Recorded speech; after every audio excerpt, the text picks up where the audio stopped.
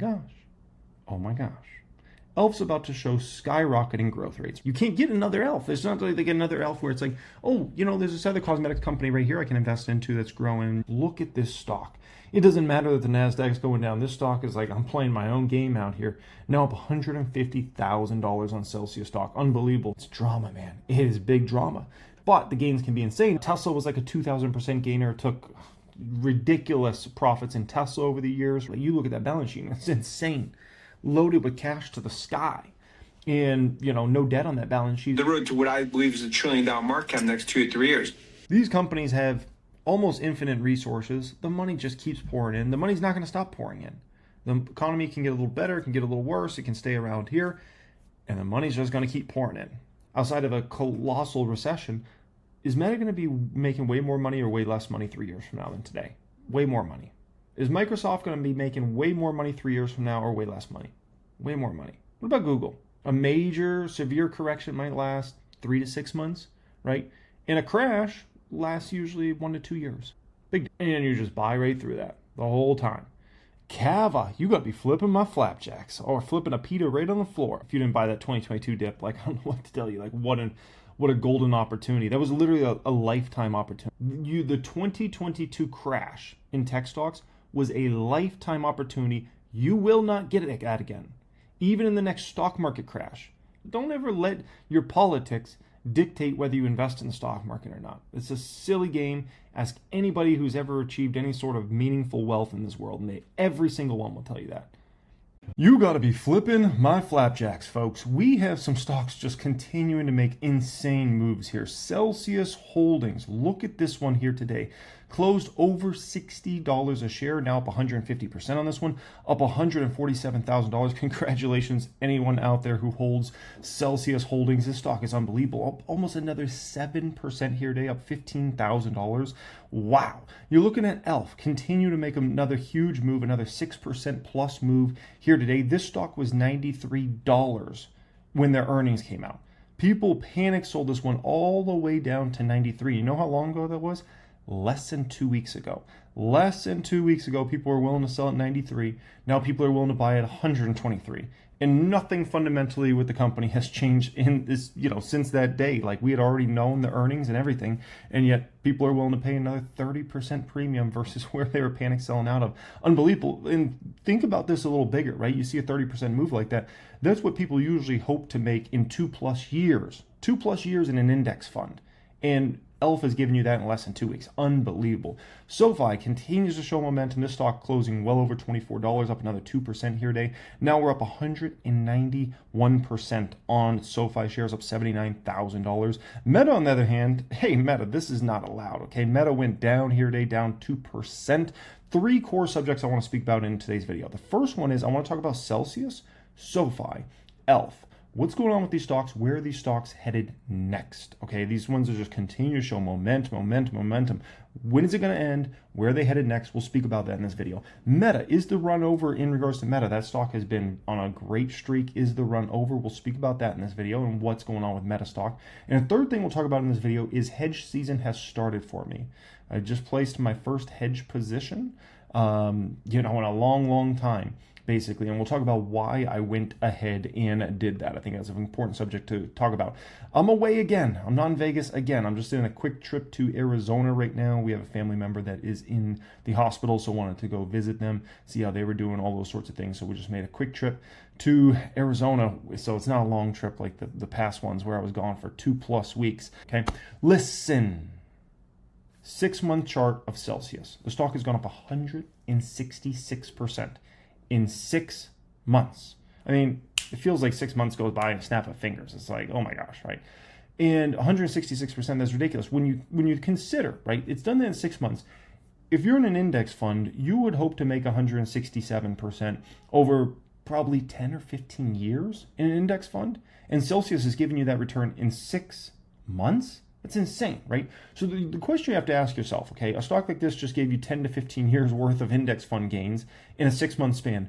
What changed with the business? Like, there must have been something fundamentally really changed in a massive way for this company, right? Well, if I take you back to 6 months ago, what happened? 6 months ago with Celsius, there was a lot of growth concerns from Wall Street and from investors. They were scared about revenue growth of this company. There was also margin concerns and where the margins of Celsius were headed. Additionally, there were market share concerns. How much market share is Celsius going to be able to get of the energy drink category or not?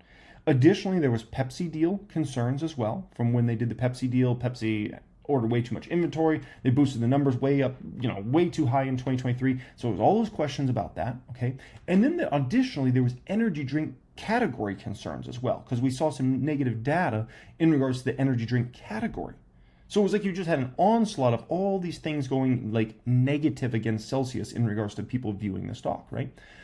What have we had since then? What has cleared up in the past 6 months that also makes everybody want to go buy the stock and say, I wasn't willing to pay $20-something for it 6 months ago, but you know what? I'm willing to pay $60+ for it now 6 months later, right? Well, we no longer have category fear. Now people are confident again in the energy drink category in general. They're confident that the compounded annual growth rates of the energy drink category is going to be very strong. And that's a fundamental change in regards to that. So that fear, it's gone now at this point in time. Next fear was around revenue growth. There's no fear there anymore. Celsius just reported $739 million of revenue. That compares to $401 million of revenue in the same quarter last year, which, if my math serves me correctly, that's like 80% plus growth for Celsius here. So there's no longer fear about can Celsius grow the top line. No. That's gone now at this point in time, okay? Additionally, if you talk about market share and where Celsius's market share is, there's no longer fear around that. You know why? Because in their latest quarter, they just went to a 17.3% share of the U.S. energy drink category, up 180 basis points versus a year ago, led by demand for zero sugar and functional beverages. And my guess is, where's this market share number going for Celsius now that they have the Alani brand as well? My opinion is the market share for Celsius is going to 20+% long term. That's my opinion. They will be a 20% plus market share in the United States when it comes to energy drink category. And remember, international, and basically almost every important international market you would look at for the energy drink category, they're like single digit percentage. Like they're like a baby international right now. And believe me, based upon my opinion on studying this energy drink category for a long time, I used to be an investor of Monster Energy a long time ago, and even recently as well. I don't have any shares in Monster right now, but I know this energy drink category very well from my days at Walgreens, my days at Quick Trip and management. I know this category very well. In my opinion, international, they will be going to double-digit share international as well. And that's where you're going to see the biggest revenue growth opportunity. 2026, 2027, 2028, 2029, 2030 will actually be international. It's the same thing that happened with Monster. Monster grew massive market share in the United States, and then it was all about growing huge in Europe. Then it was about growing outside of Europe, in Asia, in Latin America, everything like that, right? That's a game Celsius will be playing for the next 10 plus years, okay? Now, additionally, margin fears. There's no margin fears around Celsius anymore at this point in time either. Because you think about this last quarter, all the tariff drama, what's going to happen with aluminum pricing, blah, blah, blah. And Celsius still came through with extremely strong gross margin of 51.5% despite all the drama, right? And, this was the first full quarter really of Alani being in there. And so you usually have some hits to margin that are usually negative whenever you have a new brand, that comes into your space as well. And you have to, obviously distribute that product and do things differently. It's usually some one-off hits, things like that to your margins, and Celsius just motored right through, right? Now, additionally, Pepsi, they made that major investment into Celsius, several years now ago at this point in time. 2023, they went too crazy with the ordering and into the first part of 2024, and then there was a come down of that, and it was dramatic, and it hurt Celsius's growth numbers and made Celsius look like it was no longer a growth company when it is in reality, right? They're no longer being held back by that. Celsius is, from my understanding, Pepsi's cleared all the inventory, so that's not even an issue anymore at this point in time. So the Pepsi problem this stock had second half of, really a lot of 2024 and into maybe the very beginning of this year, that's old news now at this point in time. That's no longer an issue for the company, right? Now, in regards to stock price and where the stock price of Celsius is headed from here, okay? Listen. If you think about where the stock was, we can call it back at the beginning of 2024. This was a stock that was getting close to $100. It was pushing, $96 or so, right? Think about the company now versus then. This is a way, way more exciting, better business model, in my opinion, with not only the Celsius brand, but the Alani brand as well. The market share they now have, the penetration now they have, the ability to grow Celsius internationally and Alani in the US and internationally. Like, this is a way better, in my opinion, safer company now than it was back when that stock was hitting 90 plus. So in my opinion, that stock's headed to 100 plus either this year or next year, in my opinion. And not every day is going to be up, not every week's going to be up, but the trajectory will be up and to the right, in my opinion, in regards to Celsius, because the numbers are just going to keep coming through, in my opinion, stronger, stronger, stronger. And do you know what's going to happen? I'll tell you exactly what's going to happen. Every single person that wants exposure to growth in the drink category is going to want a piece of Celsius, and they will buy the stock, and they will buy the stock. And until Celsius comes down to, let's call it single digit growth rates in regards to them, like, the stock will continue to find buyers. And the holders, like, what's our incentive to sell? This is something important you guys got to understand, okay? Listen, before we get into SoFi, ELF, Meta, hedging, all those sorts of things, listen. Where's my incentive to sell my Celsius shares in the public count? I think it's up to my fourth biggest position in the public count. I think I have, 4,000 shares of Celsius in there? Where's my incentive to sell Celsius right now? We had a company that's still so early days in the international expansion. They're still growing rapidly in the United States. They got the Alani brand, one of the fastest growing, if not the fastest growing brand out there of major brands in the energy drink category. The margins look great at 50% plus. The profitability should skyrocket in 26, 27. They got the Pepsi, hook up there, right? So Pepsi's very incentivized to do everything they can to make sure Celsius and Alani are successful over the next 5, 10, 15 years. Where's my incentive to sell Celsius? I just don't have one. And so that means you're going to have stubborn longs who aren't really interested in selling, and you're going to constantly have people flooding in to buy this stock, because it's, where else are you going to find these sorts of growth rates in the drink category, period? You're going to look at Coke, Pepsi, Keurig, Dr. Pepper. Those growth rates are like, those businesses had trouble even growing at all, right? Monster growth rates have obviously come down immensely over the past 10, 15 years. So you're not, like, Monster's not some major growth name nowadays, right? That's just kind of like a stable, good, growing company. Celsius is the one that you look at and you're like, that's the growth beast. And so that's going to continue to attract that money that wants to go into a growth name, right? Now, next up here, let's talk about SoFi. SoFi stock, very important one to talk about here, where SoFi stock is headed, why it's seeing momentum, all those sorts of things. Before we get into that, if you are somebody that wants access to all of my premium courses, that's including Becoming Master of Stock Market, Millionaire Playbook, Stock Options Mastery, How to Hedge, Dividend Investing Mastery, Financial Statements Mastery, My Valuation Mastery, pin comment down there, click on that. You can fill out a form. That will allow you to essentially apply to join my private stock group, which, when you're part of my private stock group, you get access to all of my courses. Additionally, you get access to the private Discord chat with the 6, 7, and 8-figure members. Additionally, you get access to 1000xstocks.com now. And additionally, you get access to see the moves I'm making on my nearly $4 million Fidelity account each week, okay? And once you join us in there, we'll send you your Steel membership cards in the mail to your house. Yes, baby. The 1000X card and the private stock group membership card, okay? Alrighty, guys, that will be the pinned comment down there to take you up to a higher level than where you're at. SoFi Technologies. So this stock closed in 24 plus here today. Stock's up a shocking 240% in the past year. Like, this stock, you can't even call it red hot. It's burning hot. It's like a blue flame. That's what I would call it in regards to SoFi. It's like a blue flame stock. Insane, the momentum the stock is seeing, right? Now, here's the thing you got to understand, okay? When you look at, let's say, the public count, I have 5,000 shares of SoFi, sitting on 191% gain, sitting on $79,000 of gains, okay? Listen, basically all those gains have come in the past year.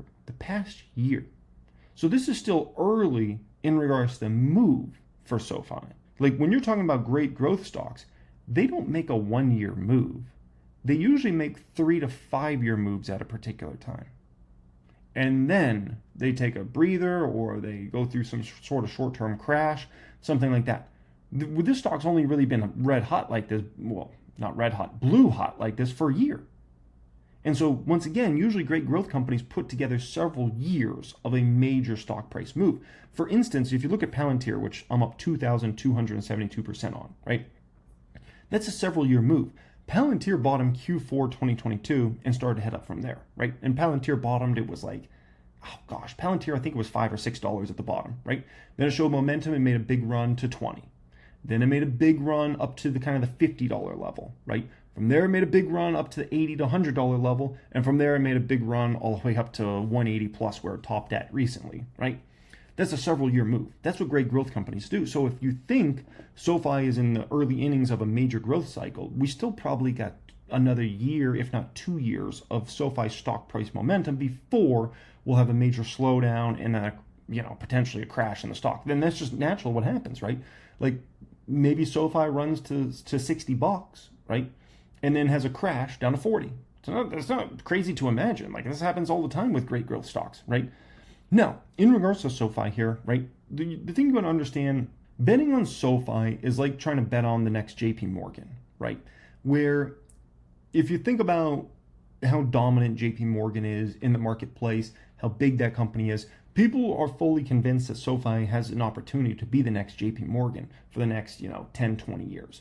And when I look at SoFi, I'm like, it has a lot of the ingredients and it has the sort of growth rates that if you run these numbers out, you're like, oh my gosh, like if we talk about it 10 years from now, like SoFi could be a banking giant, right? Now they got to get through the next recession or two that we will have those do happen. And when you run any sort of banking related company, right, which this SoFi is more than a bank, it's fintech, right? But when you run any company in the financial space, the biggest thing when it comes to a recession, get through to the other side with a good balance sheet, and you'll be able to capitalize on the next economic cycle in a major way, right? And so a bet on somebody like a SoFi is like betting on Amazon 20 years ago, where you could have bet on Walmart, right? Walmart is like JP Morgan, like it's a dominant company, going to continue to be relevant for decades to go in the future, right? Going to continue to be a giant. But there's this other company that, is pretty darn exciting and is going to put up extraordinary growth rates that are going to completely dominate the other company in regards to growth rates, right? And so that's my opinion on betting on SoFi versus betting on JP Morgan. JP Morgan's like betting on Walmart 20 years ago. There's nothing wrong with that. Great company, great business model, going to continue to be relevant for decades to go in the future. But SoFi's an Amazon-like opportunity, right? And that brings me to the next point around SoFi. You got to understand, there's some stock. You guys ever seen the movie Limitless with Bradley Cooper and Robert De Niro? You ever seen that movie before, right? And he has this limitless pill, and it like allows his brain to like think so much differently than everybody else, and essentially like he's like a higher, almost becomes like a higher being, like a higher life form, because his brain just is operating at such an advanced level, right? There's some stocks that are like that limitless pill, okay, where they're I would call it like it's probably 0.1% of stocks, or maybe even 0.01% of stocks, have this ability essentially to, they're not judged by the traditional things you judge companies by. Traditionally, you're going to judge companies by P ratios and forward P ratios and price to sales ratios. And like that's what it is for 99.9% of stocks. And that's why I teach you all that stuff that matters, right? Running projections. But there's like 0.01% of stocks or 0.1% of stocks that basically are limitless. These stocks do not run by the traditional fundamentals. They run by the future. Stocks like Tesla come to mind. Like Tesla's entire public life, since that company went public back in, 2010, 2011, company's always been a limitless stock. It doesn't run off traditional P ratios or forward P ratios or price to sales ratios. None of that. For that stock, it just doesn't matter. People believe, it's a game-changing company that's going to be, nowadays they're talking about robots and self-driving cars and all these different things, right? If you look at Palantir, Palantir has been at a ridiculous valuation for quite some time. And even when that stock was $6, people said it should be $3. Palantir does not run by the traditional, usual things you would run a stock by, right? Amazon, up until really the past few years, was also one of those limitless stocks. Amazon never ran on traditional fundamentals of like a P ratio or forward P ratio, right? And so there's a certain amount of stocks that they're limitless. And I look at SoFi as one of those very rare stocks that it will never run on traditional P ratios, or I shouldn't say never. It won't run anytime soon on traditional P ratios or anything like that. Eventually, all companies will, in the end, be judged by P ratios and forward P ratios and price to sales ratios. That will happen in the end game for all stocks, including Tesla, including Palantir, including SoFi, including everybody, okay? But you can go through 10, 20 years where it just is irrelevant. People are buying that stock because you are the future. And that's the way SoFi is. SoFi will not anytime soon run on traditional metrics. like a JP Morgan would be judged, or Bank of America or Wells Fargo. People will continue to buy up SoFi stock for a long time to go in the future. As long as they make it out of this to the other side in regards to recessions, keep putting up great growth rates, people will buy that stock continuously, regardless of valuation, regardless of anything, else, right? And here's the other part you're not considering, okay? Listen, people that are holders of the stock will continue to hold the stock regardless of the short-term trailing 12-month PE ratio and the forward PE ratio. They'll continue to hold the stock and not be interested in selling it, because they're like, why would I sell the future? Why would I sell the next JP Morgan when they're not the next JP Morgan yet? So that's just something to kind of keep in mind there. And it's very few, man. It's very few stocks I can think of off the top of my head that are true limitless stocks. It's like 0.01% of stocks in the market, but they run different, and that's SoFi. Next one up here, let's talk some ELF. Then we'll get into Meta. We'll talk about hedging season starting, why I'm doing that, things like that, okay? So here's the deal with ELF, okay? Listen, the sales increased for the company 9% last quarter, right? Kind of a slow, sleepy quarter for ELF. ELF's usually a strong, double-digit growing company. They had a very tough comp to comp against. They had all the tariff drama to factor in. They had some retailers that probably under-ordered, in my opinion, right? Based upon kind of looking at some of that trending data. So here's the deal, though. The road deal's closed now, right? So this upcoming quarter will be the first quarter that the numbers start to hit for ELF. Oh my gosh. Oh my gosh. ELF's about to show skyrocketing growth rates, right? Once again, just like Celsius has. So the thing you got to understand that's going on with ELF right now is people are front running that because they know ELF's growth rates are about to skyrocket again. Plus, you're going to likely get the core ELF brand start to post some very impressive numbers, probably Q4, starting in Q4 of this year, and then especially going into 2026, because the comps will get a lot easier. They've been dealing with brutal comps for the past, I would say, several quarters, if not the past year, and the comps are going to get a lot easier because they're not going to be showing these ridiculous growth rates, right? So you have easier comps, ELF brand getting back to nice growth, and the road deal going through, the growth rates are going to likely skyrocket for ELF, okay? So when it comes to ELF, here's a stock that topped a little over $200 back at the beginning of 2024, okay? Here's the deal. The stock's likely coming for 200 plus again in 2026. And this is a rare company where when you look at the makeup industry, you look at the beauty industry, right? You look at the cosmetics industry, where can you buy a stock that is going to be having, extremely strong double-digit growth like ELF's going to be reporting as soon as next quarter, right? And then, just insane growth rates after that for the next many quarters. Where are you going to get another opportunity like that? It doesn't exist. It doesn't exist. Like, you could look at all the public companies you could possibly invest in the cosmetics, makeup industry. Where are you getting those sorts of growth rates? It doesn't exist like you're going to be getting from ELF. You're going to be seeing ELF report 30, 40, 50% growth rates. And, you're not getting that anywhere else. There's just not that sort of opportunity out there. The only other exciting opportunity, in my opinion, for the next few years is Estee Lauder EL. But EL is more of a story around getting back to revenue growth. It's a turnaround play, and getting back to their margins are going to likely increase dramatically over the next year or two. Profit's going to increase dramatically over the next year or two. But it's not like even Estee Lauder is going to be reporting 30 and 40% revenue growth numbers like ELF will be reporting, right? So you just don't have those sorts of exciting opportunities. You got one opportunity. It's ELF. So what happens when you have that? What happens with the market from the stock price perspective side, right? Here's what happened. You start to have scarcity, right? Because it's a scarce thing. Like, where else are you going to get that? It's very scarce. You can't get another ELF. There's not like they get another ELF where it's like, oh, there's this other cosmetics company right here I can invest into that's growing, 40% revenues, and there's this one over here. There's this one option. So it's scarce. And then you have the shareholders say, why do I need to sell ELF? Well, why? When this company has all the markings of being the next cosmetics giant, one of the biggest cosmetics companies in the world, we know now ELF, what they're doing essentially is they keep growing their brand massively, right? They keep expanding their revenues, their market share, all those sorts of things, and then they can produce great cash flows from that. Then what can they do? They can either take out debt or use existing profits to go fund acquisitions of other hot brands, and they grow even more powerful. And when they grow even more powerful, they can go buy more brands and more brands and more brands and grow even more powerful and even more money, right? And eventually you become a conglomerate, which is what ELF's likely on the trajectory of becoming a conglomerate company of owning a ton of different brands right? And then someday, you become so big that even when you make acquisitions, it doesn't really help your revenue that much. That will help in Elf eventually. But that's probably, my guess is that's not until like the late 2030s. Like Elf could keep playing this game for the next 10 years of growing revenues bigger, profits bigger, cash flows bigger, buying other brands, bringing them in-house, expanding distribution. That increases revenues, profits, which allows them to... Eventually, Elf will get so big that, they'll make an acquisition and it won't even be very material to the business model. But that's not anytime soon. Like I said, that's probably like late 2030s we can talk about that game, right?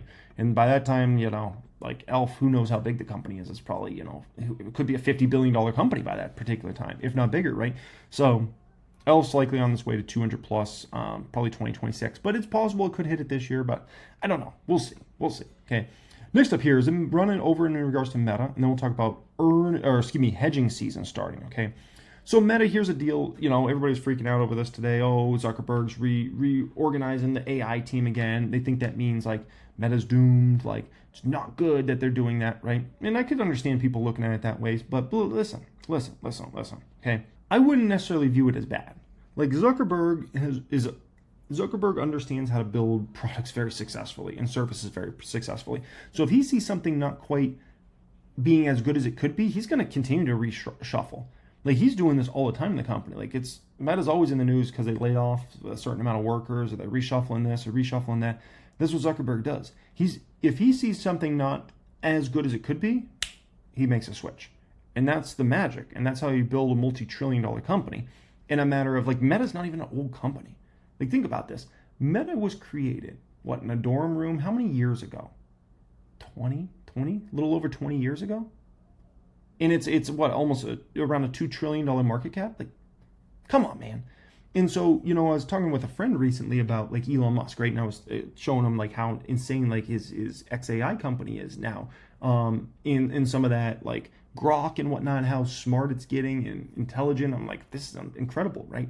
And we're talking about how some of these other companies aren't able to do that, and Elon Musk can just, like, poop something like this out, right? And put a team together and, like, they build it. And that's the special thing you got with builders.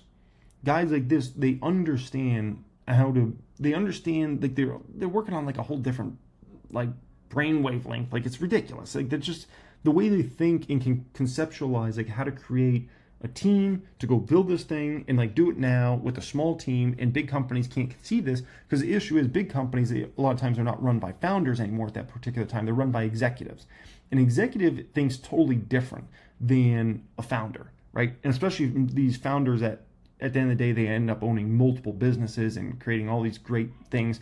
Zuckerberg and Musk are very different. Musk will create different companies that operate separately from each other. Meta and what Zuckerberg is doing, he's just creating one company and basically having everything under that. So I'm going to do VR and AR under all this company. I'm going to do messaging under this company, social media under this company, everything, right? So I appreciate that from Zuckerberg, and I like that everything's under one house because I get opportunities, in all these different avenues, right? And so they think differently, and they're able to create, and they're able to flip on a dime. And if something's not working, these guys are out, and new guys are in. And here's how we're shuffling this, right? And so, I don't know, man. I just don't think people should overthink when Zuckerberg or one of these guys is making a move like this, right? No, I started my hedging today. I made it was a little less than a $40,000 hedge in the public account. First off, you might think that's a huge amount of money. It's really not when the public account's valued at nearly $4 million. It was a little less than a $40,000 hedge. It's not a crazy percentage rate. And I have a lot of gains to play with. As calculated by Fidelity Investments, the one-year cumulative pre-tax return for the public account, 67%. As calculated by Fidelity Investments versus S&P 500 at 17%, right? So I have a lot of gain to protect myself with, right? And I think September might be a better time to hedge, but I wanted to get ahead just in case the Fed meeting goes awry. Just in case, I wanted to have a little hedge out there. But the better time to hedge might end up being September. If the Fed meeting goes well, the market likes it, we could continue to have a blow off top all the way into kind of early to mid-September, essentially. So I might be a little premature here, but I'd rather just get a little hedge out there, right? But I have a lot of gains to protect here in regards to this. And so I started my hedging here. I'll build so right now I'm just under a 1% hedge for the portfolio, meaning a little less than 1% of my in total capital in the public count is in this hedge, right?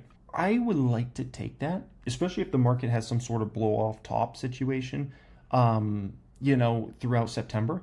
I would love to take this hedge position up to 2% or 3% weighting of the portfolio, right?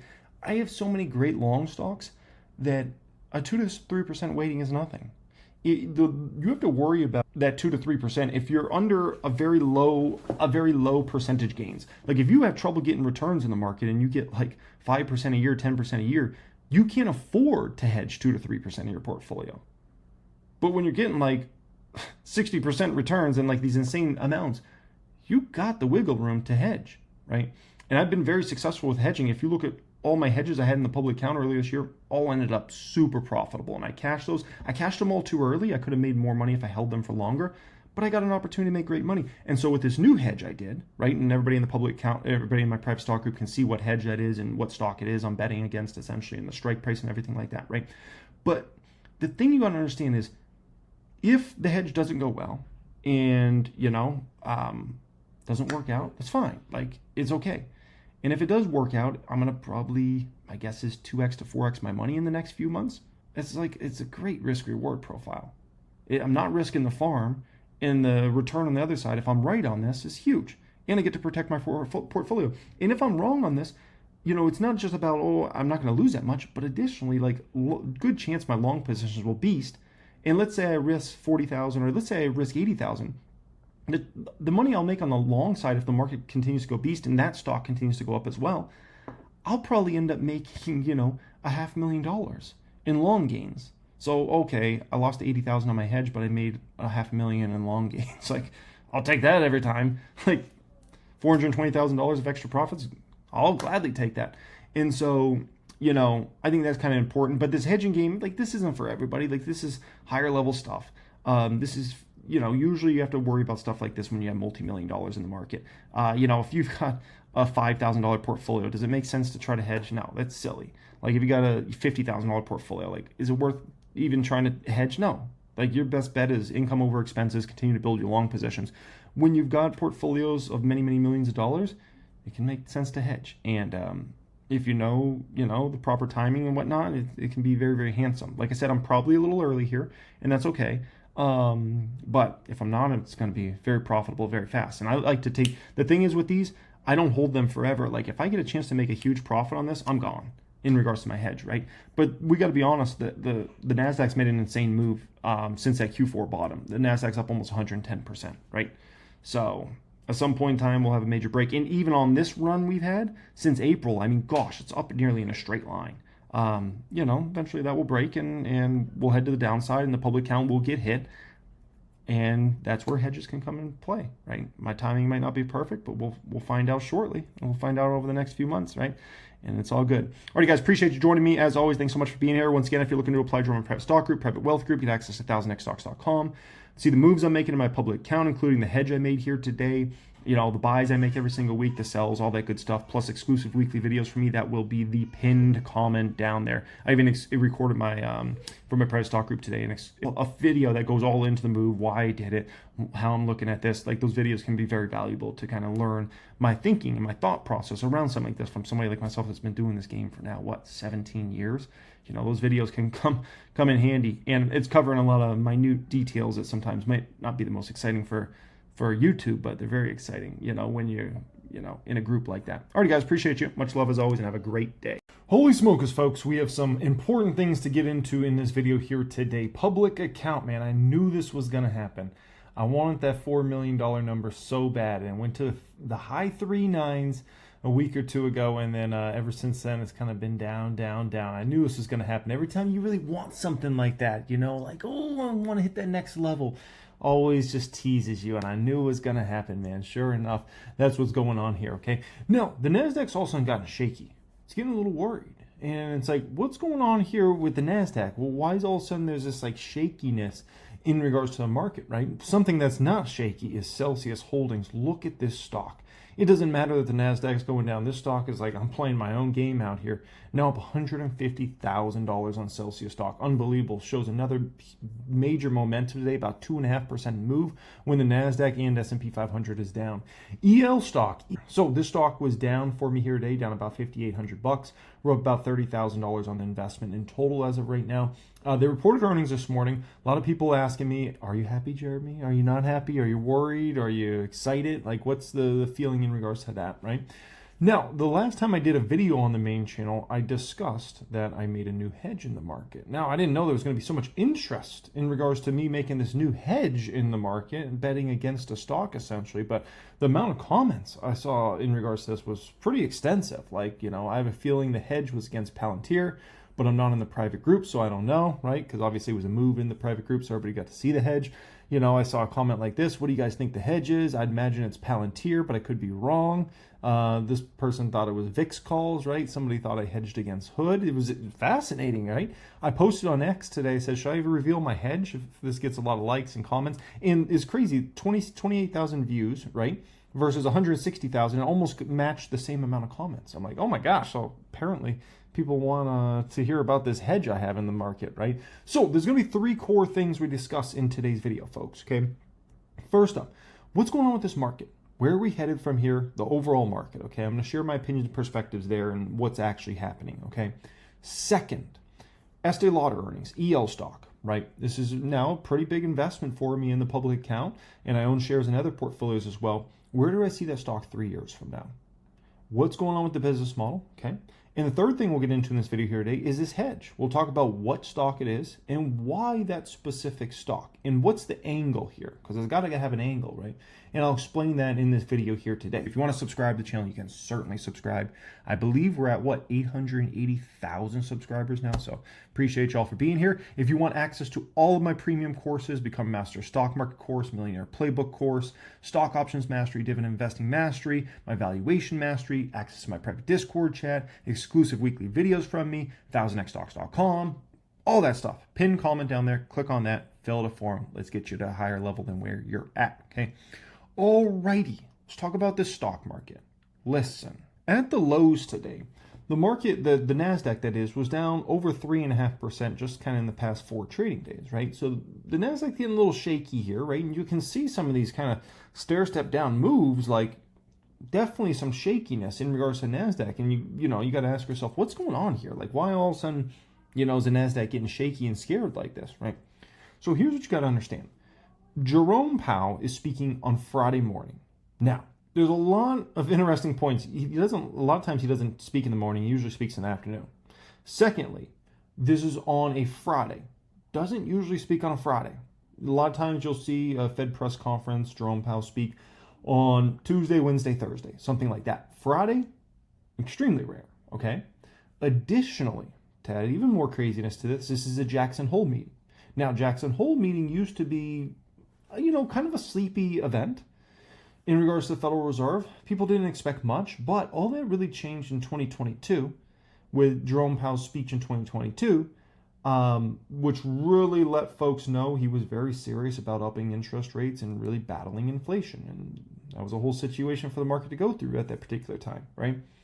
So for a multitude of reasons, people are getting a little scared about this. They're a little scared of this, what is Jerome Powell going to say? And people are looking at this and they say, there's no win in regards to the situation. Some people are very fearful because they're saying, listen, if he says, you know what, we need to start lowering interest rates, Trump's right? Guess what? Then people are going to start fearing like big inflation. You could see the 10-year pop big, which then would mean likely the stock market's actually going down. People assume like if Jerome Powell says, hey, you know what, we're going to lower interest rates, boom, boom, boom. They assume like stock market blast off.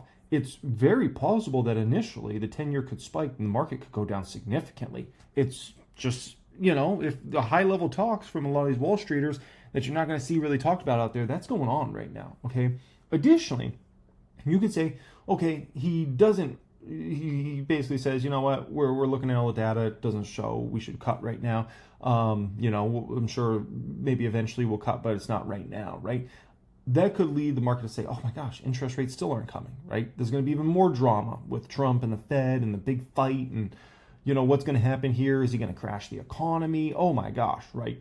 So you could look at this event and say there's no positive outcome here. That is something to consider, right? Now, here's the bigger issue with this event being on a Friday, okay? Listen, time runs out on Friday. What is Friday? Friday's options expiration day. You have unbelievable quantities of put options and call options expiring in the billions and billions and billions and billions of dollars on Friday, okay? Now, these options are going to create a lot of volatility in the market likely on that Friday, regardless of what Jerome Powell says. But, it's very possible that if the market doesn't really like what Jerome Powell says, the market could tank heavy, given that it's an option expiration day. And you could have options expiring while simultaneously people start betting on the opposite side of whatever Jerome Powell. So let's say the market takes it as a huge negative, right? Whatever Jerome Powell's saying. Because a lot of people sometimes will fade whatever the move is, essentially. So you could have Jerome Powell come out and say, blah, blah, blah, okay? Market goes blasting higher initially. And you could have people starting to load up on puts for next week saying the initial move is just basically a fake out rally. Additionally, you could have the market tank, and then people saying, okay, the initial move is not the right move. A lot of times it's not the right move in regards to what the Federal Reserve's doing. And so you could have people then loading up on put options for the following week saying the market's still going down next week, right? So it's going to be craziness, and that's why this is so insane, because it's taking place on a Friday. You got options expiration here. It's drama, man. It is big drama. Now, the thing you got to understand about this, you might be like, why is everybody making a big deal about this? Listen, okay, me, almost all of you guys watching this video right now, we're long-term investors, right? We sit back, we make our investments, we watch those investments go up over time. Sometimes they go down when we're in a bear market, right? Or sometimes we're just wrong on a stock and they go down. That's fine, right? And we chill out and we listen to conference calls and we're just pretty chill. That's us. But we are a minority in the market. You have to understand that. We are not the majority. We are a minority in the market when it comes to active participants in the market, right? Passive income, passive investors that just invest in index fund, they're not active, right? We're like real active people that actually make moves, actually choose what stocks we want to buy and sell, but we're just chilling, right? Others, the majority, what they're doing is they're getting in the market, out of the market. You can listen to these Wall Streeters all the time. They're positioning in, they're positioning out, right? They're going long the market. They're going short the market, right? They're going cash. It's chaos, right? And so this event for them is a huge deal. And it has huge ramifications on what their clients think of them. If they don't position correctly, their clients might look at them and say, well, why didn't you position correctly for what Jerome Powell was going to say? And so sometimes what these Wall Streeters do is they position for everything, essentially. So then they can go to their clients, and if the meeting goes bad, market goes tanks, they can say, oh, look, we went short the market here and here, right? We were scared this was going to happen. And the client's like, oh, you're so smart, right? Or they'll go, they'll have their long positions in there and say, oh, market goes up. See, we knew it was going to go up, right? They maybe take some cash out or, cash some shares out here or there before the meeting, as obviously that's happened in the NASDAQ with selling pressure here recently. And so then their big high net worth individual comes to them and says, hey, what were you doing to prepare for that Jerome Powell whole deal there, right? We were cashing up prior to that. We were worried about that. Now we're buying it. It's just, that's the game of Wall Street. You got to understand it's a different game than we're playing. And that's why there's so much drama in the market. Now, the next important thing you have to understand here, okay? Everybody has to understand this. Listen, there is no such thing in the market anymore as the calm before the storm. Now there's the storm before the storm. So you look at an event like what's coming here with Jerome Powell press conference, right? And him getting out there and talking and what's going to happen. You could look at that and say the storm, right? So you could look at this week prior to him going out there to speak and you say this is the calm before the storm, but it's not. It's the storms. We're in the storm right now. So the people are preparing for the storm. And a lot of times what happens in the market now is when the storm actually comes, the storm already came. Essentially, it's a so backwards situation, but everybody forces a storm before you actually get to the storm. So by the time you get to the storm, it's actually nothing there anymore. Okay, so it's like, you think the tornado's coming in 3 hours, but actually you're in the tornado right now, and you just don't realize it, right? And then in 3 hours from now, when you thought the tornado was coming, actually it's not a tornado anymore at that point in time, right?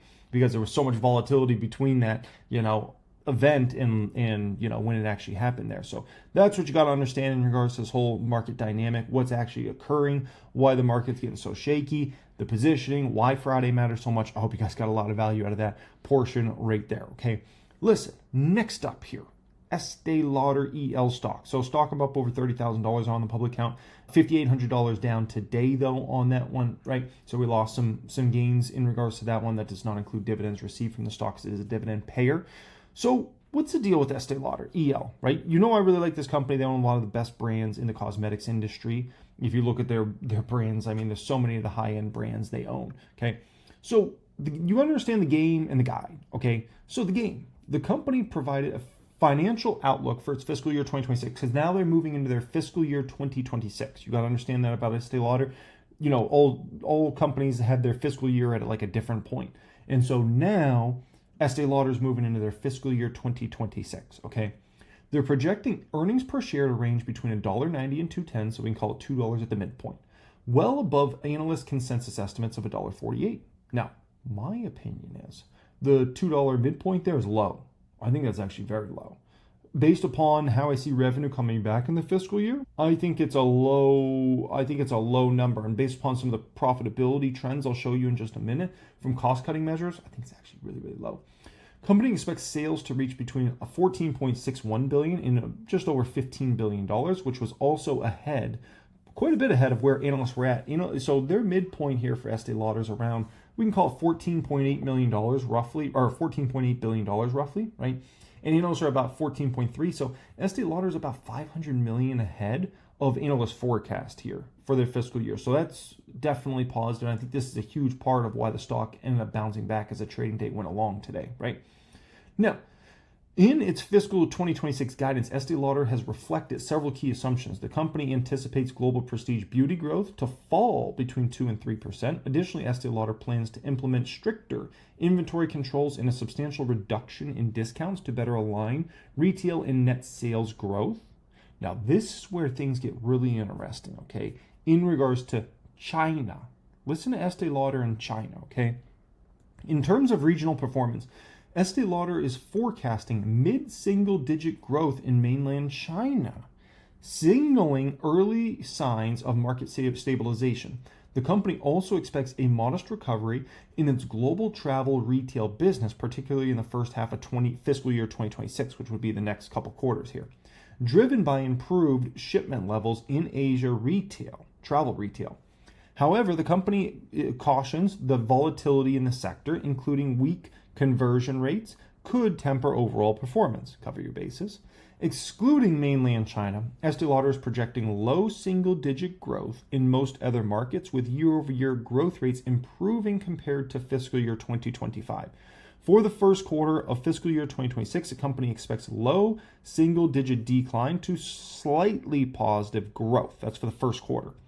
So basically kind of like we can call that like a flat lining of the business. It's essentially in the first quarter, which will be the next quarter they report here. Driven by strong results in global travel, retail, and solid performance in mainland China. The gains are expected to offset more moderate declines in other areas of the business, okay? Now, the important thing to understand about this, what is the big takeaway? Here's the big takeaway. Estee Lauder is expected to get back to growth. That's massive, okay? And I'm going to show you in just a moment why getting back to revenue growth is going to be so insane for the company's margins and profitability in just a moment, okay? But that's what I need to hear. I need to hear a management team confident the company will be growing again in 26, and we've reached a trough and a bottom in this business model, right? Now, when we look at the balance sheet here, cash and cash equivalents, $2.92 billion versus $3.39 billion, right? Other assets, they had a major kind of like write down here, about $1.1 billion. Long-term debt, slight uptick there, but not much there. One of the positive things is current debt is almost non-existent from $504 million at the same time last year. Total equity on the company went from $5.3 billion to $3.8. That really reflects the tough year it was for Estee Lauder. I mean, it was a most brutal year for the company in regards to profitability, everything across the board, really. I mean, probably since I got in the stock market. Like literally, like since I got in the market, 08, 09, this was probably the roughest year I've ever seen for Estee Lauder. It was a brutal year for them to go through, essentially, okay? Now, in regards to the income statement, right, I mean, everybody expected this. Net sales down 12%. One of the positive things is cost of sales actually fell 13%. Now, gross margin picked up.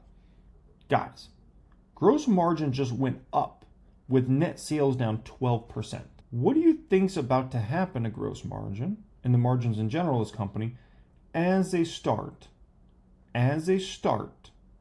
growing revenues again here in fiscal year 2026? Oh my gosh. Gross margins, operating margins, every margin across the board is going to absolutely skyrocket likely for this company. Now, additionally, if you look at selling general and administrative expense, they are able to bring that down 5% year over year. Once again, this is one of those things like watch as revenue starts to increase again when you got your SG&A going down. Ooh, that's big, okay? They also had a restructuring and other charge here of $106 million and an impairment of other intangible assets of $425 million. So these all hit like the profitability numbers in a major way because they add to the expense profile. But all these type of things are usually more like one-offs. This is more like stuff that's happening in 2025 that we shouldn't see recur essentially in 2026 and beyond. So all these like one-offs that kind of like kill the profitability right now, that should all be basically going bye-bye. And so what we're going to watch emerge for Estee Lauder over the next 1 to 2 years is an incredibly profitable company. And we could be looking at an Estee Lauder that turns into the most profitable Estee Lauder we've ever seen in the history of this company over the next 2 years, essentially. This year we're going into now, this is like the first step of that, essentially, right? So that's kind of wraps up kind of Estee Lauder there. Now, where do I see the stock price going over this next 36 months? My opinion on where the stock price is going, I believe this stock is going to the $200 to $300 range in the next 36 months. Do I think we take out the old all-time high, which was $370? I don't know about that.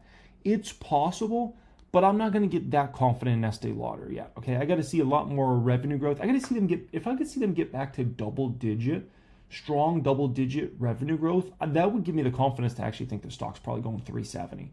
But for now, I have my doubts about that. Because I'm kind of like expecting them to get back to like strong single-digit revenue growth, right? Which is going to produce incredible double-digit profitability growth, I think, year after year for the next several years. So I think we're likely headed to the $200 to $300 range. The bottom's already in for the stock. It was a long in for the stock. We hit that bottom in the 50s, right? And that was it. And so you got to understand the stocks, as I've explained this to folks many times, okay? And this is very important you understand this for turnaround plays. The stock prices always bottom way before the business bottoms, okay? And it's like, before you get that concrete evidence of like, oh, the business is bottom, it's already bottomed, the stock. So for instance, we're not going to have concrete data that the business has truly bottomed until about 3 months from now. 3 months from now. But the stock price bottomed about 3 months ago. So think about this for a moment. The stock price bottoms about 6 months before you get the concrete data. And the amount of times I've seen this happen, guys, is all the freaking time. I've been in this market like 17 years now. The amount of times I've seen a stock bottom 6 to 9 months before you get that concrete data about the business bottom, it happens all the time. And it's exactly what's playing out here with Estee Lauder. So, people think like, oh, let's wait to get the concrete proof. You can do that. And, there's nothing wrong with that. Other than you're going to miss out on ridiculous gains. Because listen, 3 months from now, of course, the market could get hit or something like that over the next 3 months. But there's a possibility that Estee Lauder is $100 plus, well over $100 plus, by the time the concrete data comes out. So it's like you could have paid 50 something a few months ago, or you can pay $100, a double up of the price. You say, well, at least I got the concrete data, and true, you just missed out on a double up. That's an important thing. This game would be so much easier if you could just wait until you get like the all clear sign of like, oh, I can invest in a stock or I can invest in the market and like now's the perfect time. Oh, it'll be so much easier. It doesn't work like that.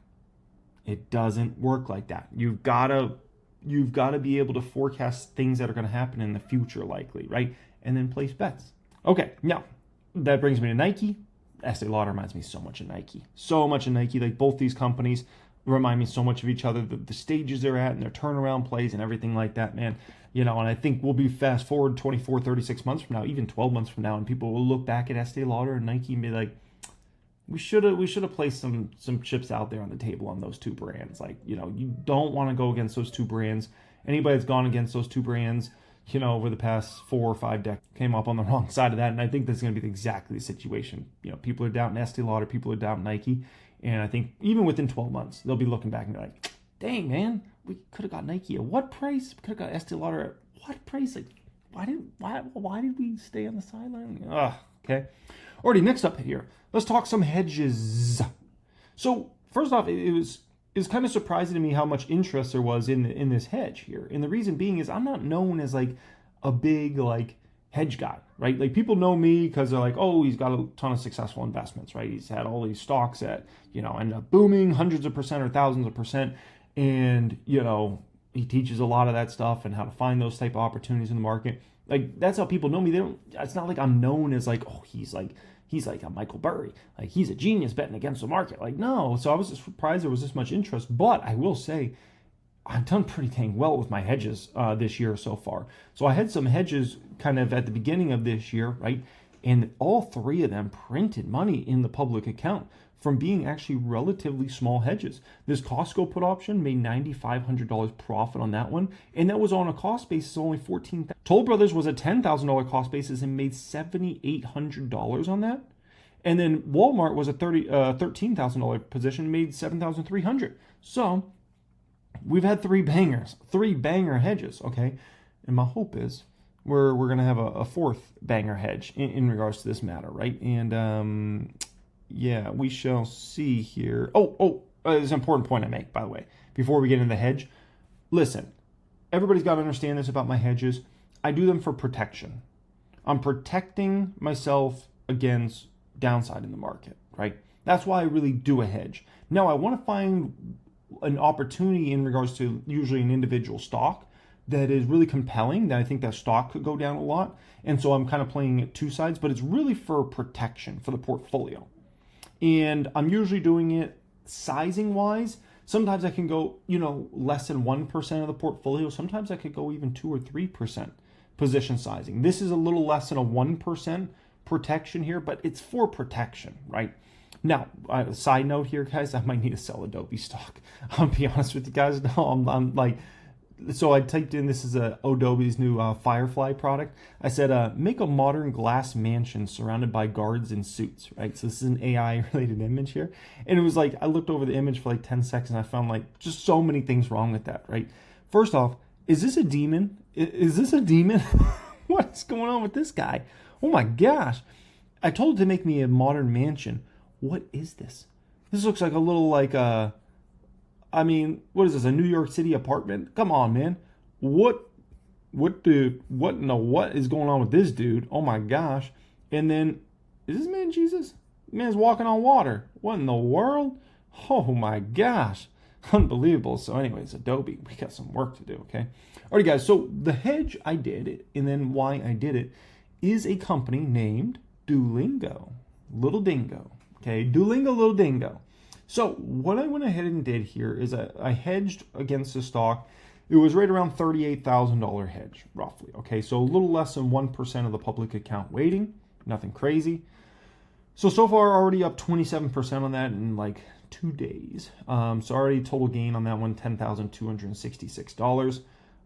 Done very well so far. Now, the put options I bought there, they're 260 strike price. So they were way out of the money. Now, I'm only going to do that if I think a stock has potentially massive downside and I want to make potentially a lot of money, okay? Because it is really risky when you go way out of the money like that. But the gains can be insane. And as you see with Duolingo here, like, 2 days already 27%, but it can easily go the other way as well. Do keep that in mind. So March 20th, 2026, these options expire here in regards to Duolingo, right? I got 20 contracts overall here. Now, why Duolingo? Like, why this company specific? Well, there's very good reasons why this company specific, okay? Here's my base case for this Duolingo company, okay? You got to understand they went through a major hype cycle at the end of last year and kind of going into the very beginning of this year, okay? Now, that brought in a ton, and I mean millions upon millions and millions of new users to this product, okay? The hype cycle from what I have seen on social media and whatnot is now over for the company, well over, okay? And so I think their revenue growth is going to be much slower rate in 26 than it was in 25. And I'm talking much slower. Like this year, you know, you've seen some of these growth rates on revenue are like 40+%, right? They're going to have to comp these numbers next year. And I think it's a very low probability, right? If we're playing poker, a lot of things I learned from playing poker over the years, you got to always account for all probabilities. Maybe Duolingo goes through another crazy hype cycle. And if that happens, I might be in trouble in regards to this hedge, right? Could expire worthless. I could lose all $38,000 on this hedge, right? 100%. I think there's very low probability they're going to have some crazy another hype cycle in regards to this that's going to bring in tens of millions of new users to the platform, like in a quick amount of time. I think it's very low probability of that. So the moral of the story is revenue growth next year. My base case has them at 20%. I'm not even convinced they're going to hit that. Which means if you go down to 20% revenue growth, you need to have a major valuation derating in the stock, which means the PE ratio could go somewhere into the 40 to 45 range, which means the stock price in 2026 likely goes to 170 to 190. And once again, I'm not even convinced they're going to be able to hit that number next year. I'd actually be impressed if the company could hit 20% revenue growth coming off these comps that they're going to be having a comp against next year without a hype cycle. Whew, good luck, man. Good luck. And then over the years, like I think their revenue growth is gonna, slow substantially. And there's even in my base case, come 2029, which isn't relevant for this hedge because the hedge is expiring in March of 2026. But I just don't think Duolingo's a good investment at all. I think the company is actually, going to be a significant underperformer over the next few years. No.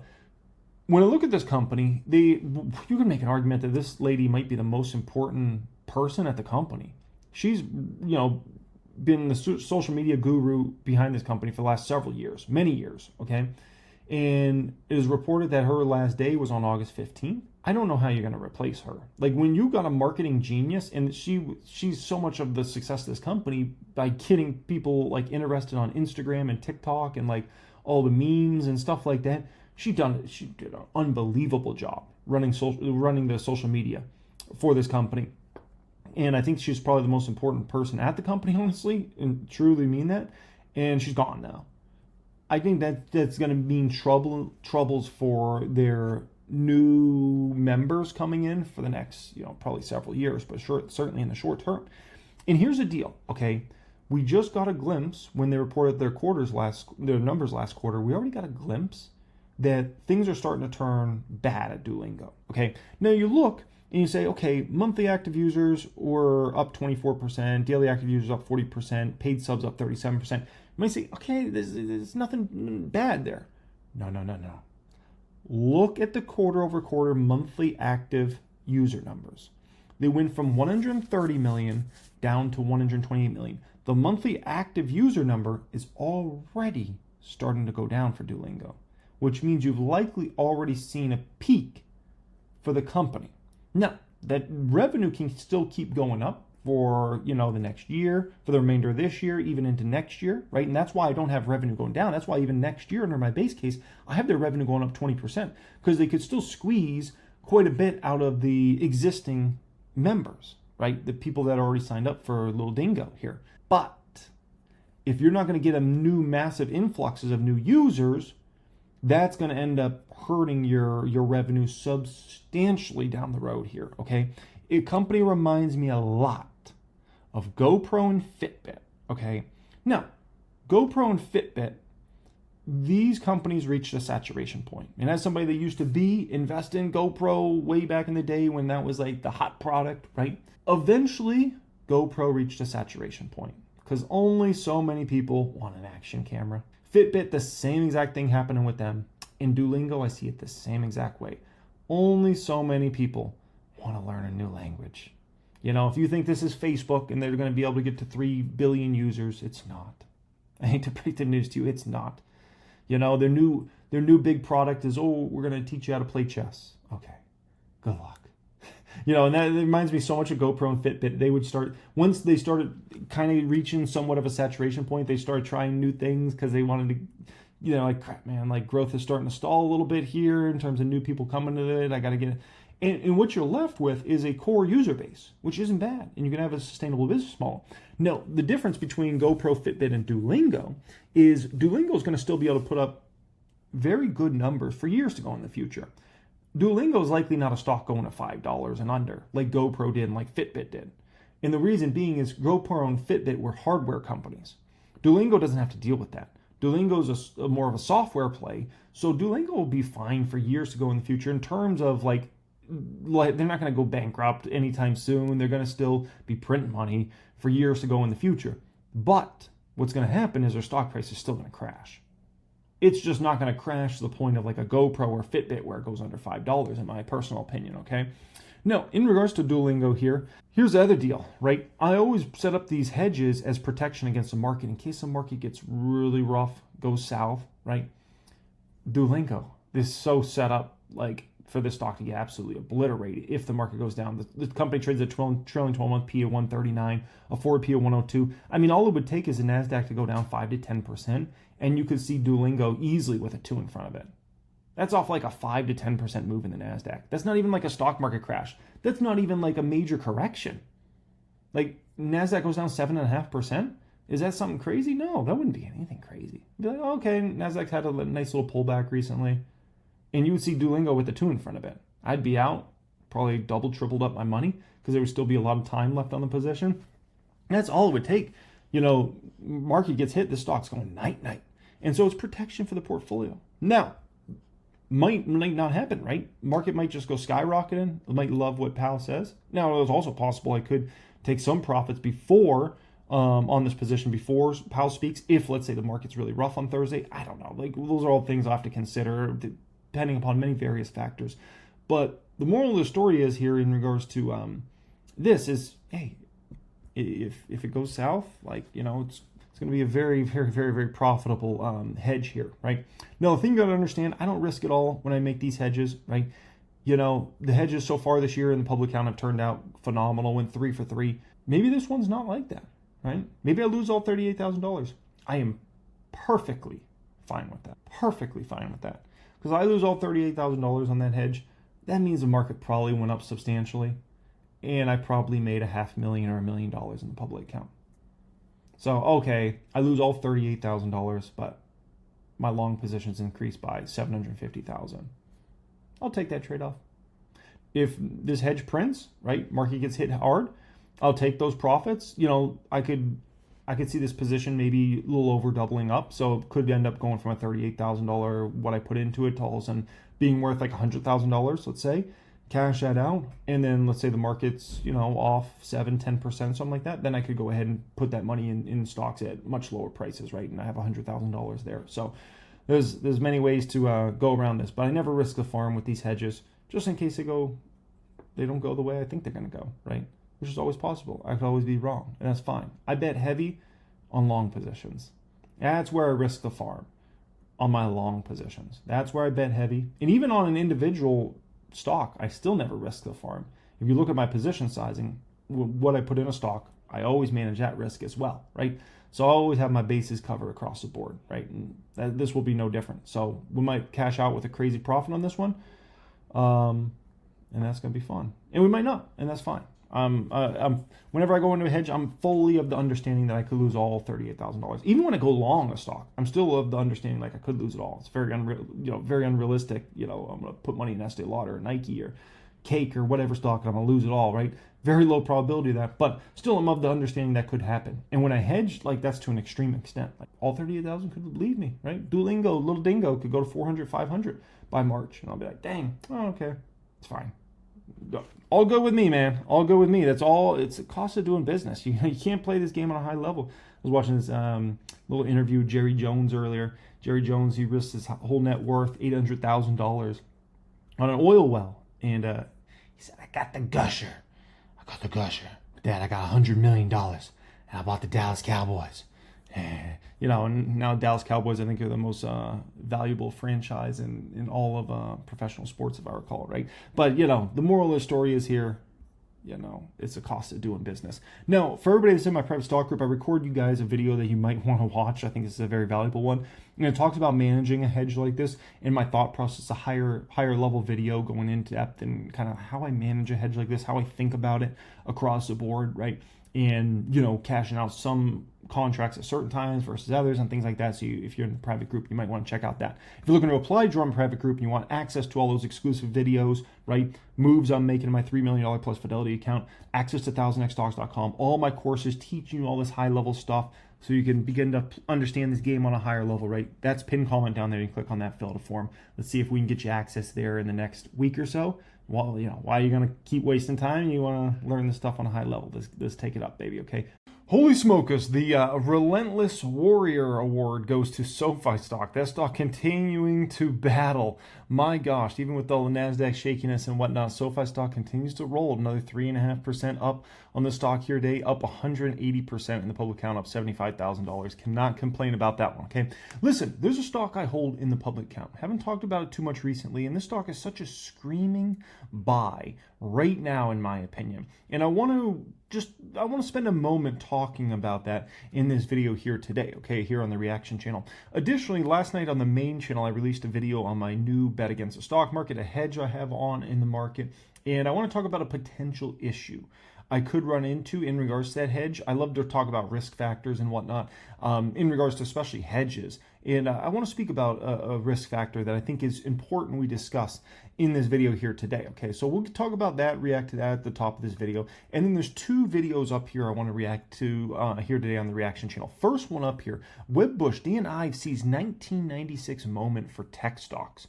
This is going to be a really interesting one to react to. Obviously, this should be a very, very bullish video and commentary there. And then I thought, oh, this is perfect. Because then we can listen to Howard Marks talk about why he says stocks are in the early days of a bubble. I'm going to really enjoy sharing my opinions and perspectives on that one. One thing only I need from you guys. If you can please just hit the thumbs up button on this video. That's all I need from you. Just hit the like button. That will make my day. I hope you guys appreciate me spending the time with you guys and to do these videos and whatnot. And that's all I need, man. Hit the thumbs up button. If you want to be subscribed to the channel, you can certainly subscribe. I think we're at I want to say 105,000 subscribers on the channel, or 106,000, somewhere around there on the Reaction channel. I appreciate each and every one of you. Additionally, if you're looking to apply to join a private stock group, get access to all my course curriculums, my private Discord chat, exclusive weekly videos teaching you high-level subjects that you need to know in regards to the market and whatnot, right? Take your game up to a higher level. Pin comment down there, click on that fill out form. Let's see if we can get you in there in maybe the next week or so, okay? Alrighty, guys. So let's go ahead and let's have a little chat here, okay? So first off, when we look at the public count, we see what? We see a lot of success, a lot of great stocks, right? The Palantirs, Elfs, Meta, SoFi. I mean, the gains are astonishing, right? $148,000, $109,000, $998,000, $75,000, $150,000, $20,000, $126,000, $68,000, right? That does not include all the insane profits I've taken in these stocks. Like, I've taken hundreds and hundreds and hundreds of $1,000s of profits in Palantir, taken massive profits in Meta. Tesla was like a 2,000% gainer. Took ridiculous profits in Tesla over the years, right? You know, it doesn't account for the dividends received, but there's sometimes we have a bad stock. And right now we have a stock that is performing poorly in the portfolio, and that is Honest, HNST. But the thing with Honest is, you know, I'm down 20% in this position. This is a stock that I believe is going to perform tremendous over the next 2 or 3 years. When I look at the fundamentals of the company, they do not reflect what I'm seeing in the stock price of Honest, okay? So what I see with Honest's business model, I see a business model that the revenues have been trending higher and higher. The margins have been trending higher and higher. The gross margins just went over 40%. And if you compare that versus 2 or 3 years ago, they were in the mid-20s, folks. That's how much this company's revived its gross margins. We see a company that is now flipped over to that profitability side, right? We see their cash flows have built up immensely. And additionally, we see a company that has one of the strongest balance sheets you'll find of any company valued under a $500 million market cap in the entire stock market. Like, you look at that balance sheet, and it's insane, loaded with cash to the sky, and no debt on that balance sheet. It's incredible.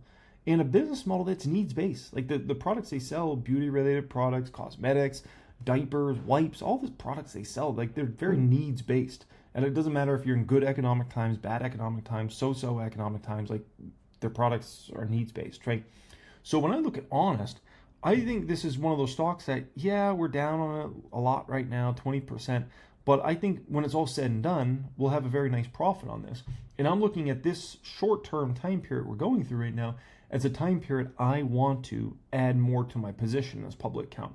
And I would not mind adding to this position and maybe getting it to 20,000 or 25,000 shares in the public account here. When I look at Honest, I see a company in which it deserves to be in the public account nowadays. I think 2 or 3 years ago, you could make a strong argument that Honest didn't deserve to be in there because it was not a strong enough company. I think if you look at this company and you look at the numbers they've been posting and you look at the trend of everything across the board, I don't care, revenue, margins, profitability, whatever metric you want to look at, balance sheet, everything is trending in the right direction for this company. And so I think this is a company that deserves to be a decent sized position in public account. Do I want this to be $1 million position? No. Would I mind this to be $100,000 or $200,000 position in public account? I think that's where it deserves to be when I look at the fundamentals of this company and how well the management team. Remember, when you buy into a company, you're buying into a CEO, right? And the CEO of this company's turned his business around massively. Okay, so Honest. I got to speak up about this one. Like, I think it's a tremendous opportunity. I think people that are buying in the threes, I think they'll look back, a year from now or a few years from now and be very happy they were buying in the threes. Okay, we'll see. I could be wrong, and maybe the business model just gets worse over the next few years, and I just don't see that happening. The trend looks very positive for Honest. Okay, now next up here, we got to talk about a potential problem. Okay, with my new hedge, right? My new hedge that I spoke about last night on the main channel. Okay, here's the deal. If we look at the hedges I had on at the beginning of this year, they did tremendous for me. Walmart, Costco, and then what was the other hedge I made a bunch of money on early this year? Was it Tesla? No, I don't think it was Tesla. I think that was the year before. There was another hedge I made a bunch of money on. I think I even showed it in the main channel video last night, right? And, so we went 3 for 3 at the beginning of this year in regards to hedges. All 3 made tremendous gains on, right? But there was a hedge I had on toward the end of 23 and the beginning of 24. And I talked about this stock a lot at the very end of 23 and then going into the first half of 24. Okay. And it was Chipotle, CMG. And I spoke about the problems I saw coming in regards to Chipotle. I talked about the valuation. I talked about how, a lot of moves that Chipotle was making to make the quality worse, in my opinion, restaurant experience worse, was all going to come back to bite them. And eventually they were going to be hurt by this significantly, right? But the issue I had is my timing was not perfect in regards to Chipotle. Actually, when I was speaking about that at the end of 23 going into 24, the stock just kept going up and up and up and up and up. Kind of like when you go long a stock sometimes and you're like, this company is amazing. Like, I'm going to make so much money from the stock over the next 3-5 years. But when you first buy into it, it just keeps going down and down and down. And you're looking, and you're like, oh my gosh, man, I just keep losing money on the stock. Like, and you go down 20-25% all of a sudden. But Chipotle was opposite. It just kept going up. But I ended up being right on Chipotle, right? My timing was not right? It just kept going up right in my face. But at the end of the day, like, you look at all the times I talked about Chipotle at the end of 23 and in that first half of 24, everything I said ended up coming true in regards to Chipotle. And we see it in its latest numbers. Things that are happening, like, no one saw this coming other than me. No one ever spoke about this and thought Chipotle could report restaurant sales decreasing 4%, comp restaurant sales. No one spoke about that. Everybody thought, because Chipotle had just been reporting for the longest time ever since they went through the E. coli disaster, right? They'd been reporting for the longest time comp restaurant sales up, up, up. People did not think it was possible that their restaurant sales would decrease 4%. That's like crazy. Now people are like, oh, dang, it happened, right? Operating margins of the company decreasing. Their operating margins are going down for Chipotle, and not down by a small amount. It's actually down by 150 basis points. Operating margin went to 18.2%. That's a decrease from 19.7%. That's significant in the restaurant industry. Restaurant level operating margin was a 27.4%, came in at 27.4%. That's a decrease from 28.9%. Diluted EPS down for the company. Adjusted diluted earnings even decreased for the company. That's when you take out one-off things and all this stuff, right? And so, everything I said in regards to Chipotle came back to bite them, right? I talked about, how all the wages increases in California was going to hit them, right? It's clearly hit them, and it hit their profitability, hit their margins.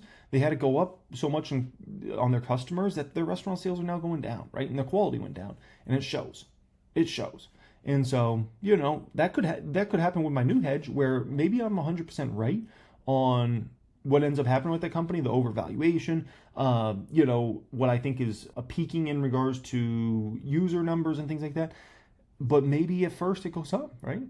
So far it's gone down, but maybe at first, maybe we look out 2-3 months from now and it's like, dang, my hedge is doing horrible. That's possible. So anyways, I spoke about that on the main channel, but I just thought, I think it's important. You always got to factor in risk factors whenever you're going long stocks, or, if you're betting against a stock and you're buying put options as a hedge here, right? And one last very important thing I want to say before we move on to these videos, okay? Listen. And I said this last night, but I need to say it again. Hedging is not for everybody. This is a high level game. When you got millions of dollars in a portfolio, it can make sense to hedge, right? You're a high net worth individual, it can make sense to hedge. You got a lot of experience in the market, it can make sense to hedge, but it's not for everybody. It's not for everybody. And some people, think they need to hedge their, $40,000 portfolio. It's just, come on, man. At that point, you need to just focus on income, expenses, and just plowing money into your portfolio, buying great long positions that you believe in the next 5-10 years. That's the name of the game. You got a $40 million portfolio, you got a $40 million net worth, it's a different game. Okay? Not everybody's playing the same game. The guy that has a $4,000 portfolio is not playing the same game as a guy that's got a $4 billion portfolio. They're not the same, okay? We've had, anytime you have a big rally, you're always going to have these daily pullbacks, even weekly pullbacks, if you will. That doesn't necessarily mean the rally. Like, you think I was worried about hedging a portfolio back when I had a $100,000 net worth in 2012? Of course not. Come on, it's not even worth my time. It's not worth my attention. Was I worried about hedging a portfolio back when I had a $200,000 net worth when I was 24 years old? No, come on. It's not. But you get a 8-figure plus net worth. Okay, all of a sudden this stuff starts to become important. Hedging. And I do wonder if you see enough fundamental case there for this rally to reset and continue. Yeah, look, I view it as a bump in the road because it's our view. When you think about AI revolution, you're just continuing to get validation from earnings and from everything we see from the data center, as well as just overall demand. We'll see that from Godfather of AI, Jensen, NVIDIA, as we go into next week. And look, I continue to view this is a 1996 moment, not a 1999 or 2000 moment. And that's our view. I mean, this is a tech bull market that will continue to rage on in second half of the year into next year, given we're talking about a fourth industrial revolution that we're actually just living through. When we talk about that fourth industrial revolution, everyone, of course, wants to know how that includes stocks other than, say, NVIDIA or Microsoft. I know we've talked about this before, the idea of the AI trade broadening. And it does appear investors are hungry for that, looking for who the next beneficiaries of this are going to be. Are they visible yet? I think they're starting to be visible. I mean, we have our AI 30 list where we talk about the derivatives. It's not just, look, of course, it's led by NVIDIA, it's led by Microsoft, it's led by, big tech, Meta, and others. But now it's second, third, fourth derivative. ES is a good example. You never would have talked about them a year ago. You look what's happening on cybersecurity. You never would have said it as an AI name, Palo Alto, CrowdStrike.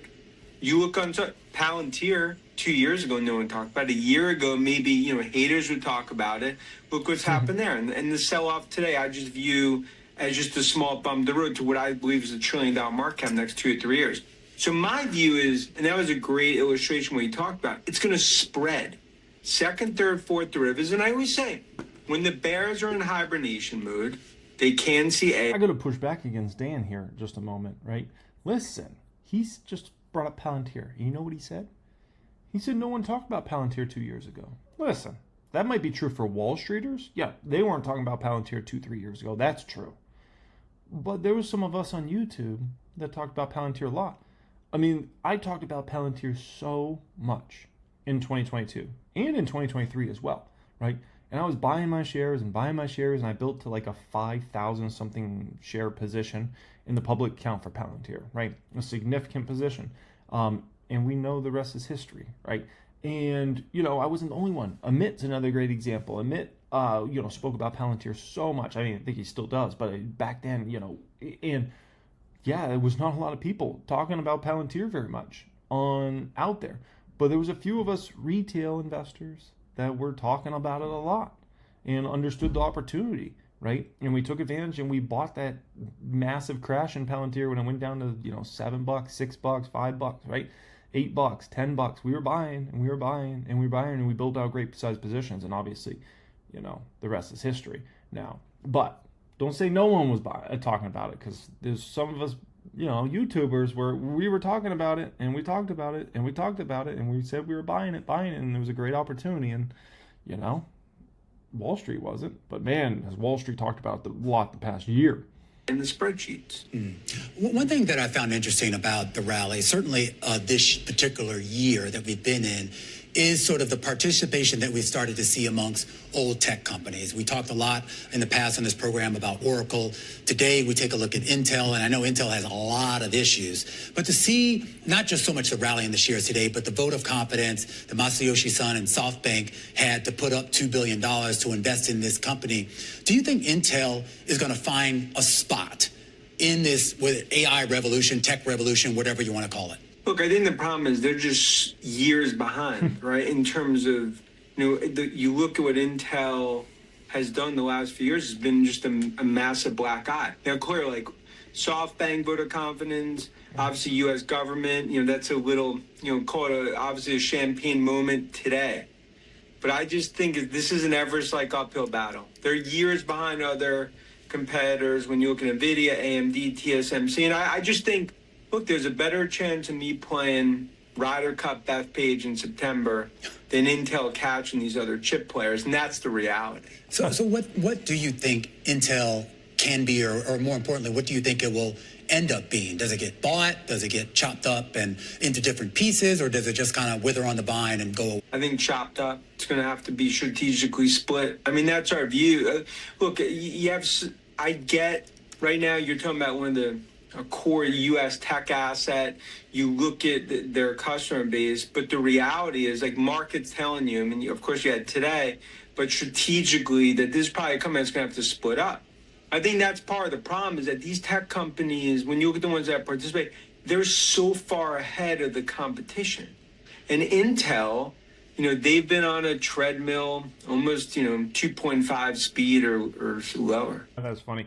So what do I think about Dan Ives' two main points there about, let's talk Intel first and kind of my views there, and then let's talk about 1996 moment. We're in the market and not a 2000 moment or 1999 moment, okay? Intel, he's 100% right. They're miles and a half behind NVIDIA and AMD, right? That's good luck. It doesn't matter, can invest whatever from SoftBank. Trump can do whatever. You're not catching NVIDIA and AMD. It's completely unrealistic. They don't have the DNA at that sort of company. And, even if they did ever catch them, it's going to be 5-10 years from now. Like, you got to understand, like, to catch somebody, it's a long process. As AMD on the way back to their recovery, right? When Lisa Su pulled off of it, like, that was pretty much a miracle that Lisa Su pulled off. I mean, remember, AMD went under $2 a share. It was a $2 chuck. I think it bottomed at like $1.60 back about 10, 11 years ago, right? Now we look at AMD, it's a giant, but it was a long road to get to the place it is now. And it was pretty much a miracle. I mean, it was honestly like what Lisa Su and the team pulled off at AMD was pretty much a miracle. Can Intel pull a miracle? I don't know. Especially in regards to catching NVIDIA and AMD, that's good luck.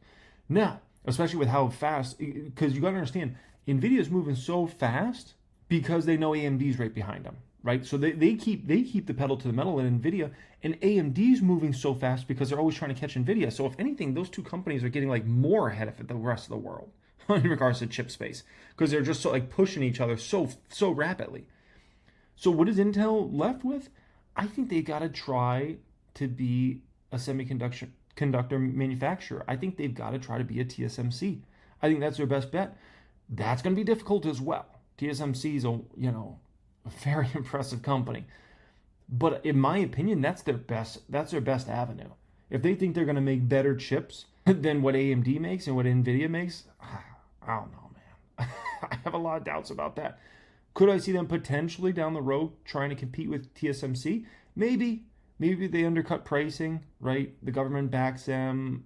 Maybe if they can do somewhat of a good enough job like TSMC does, but they undercut pricing, maybe, right? And the government supports them and all this stuff. Yeah, maybe. And then maybe we actually got...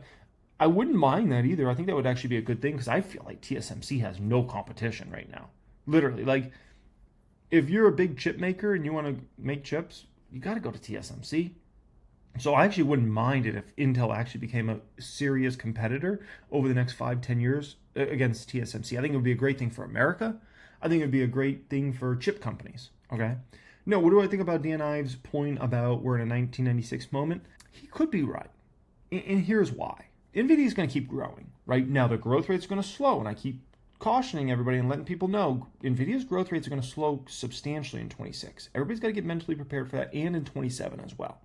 Okay, but AMD is going to see major revenue growth acceleration over the next 2 years. Okay, so when you think about all these big dog customers, Meta, Microsoft, Google, like go down the whole list of them, right?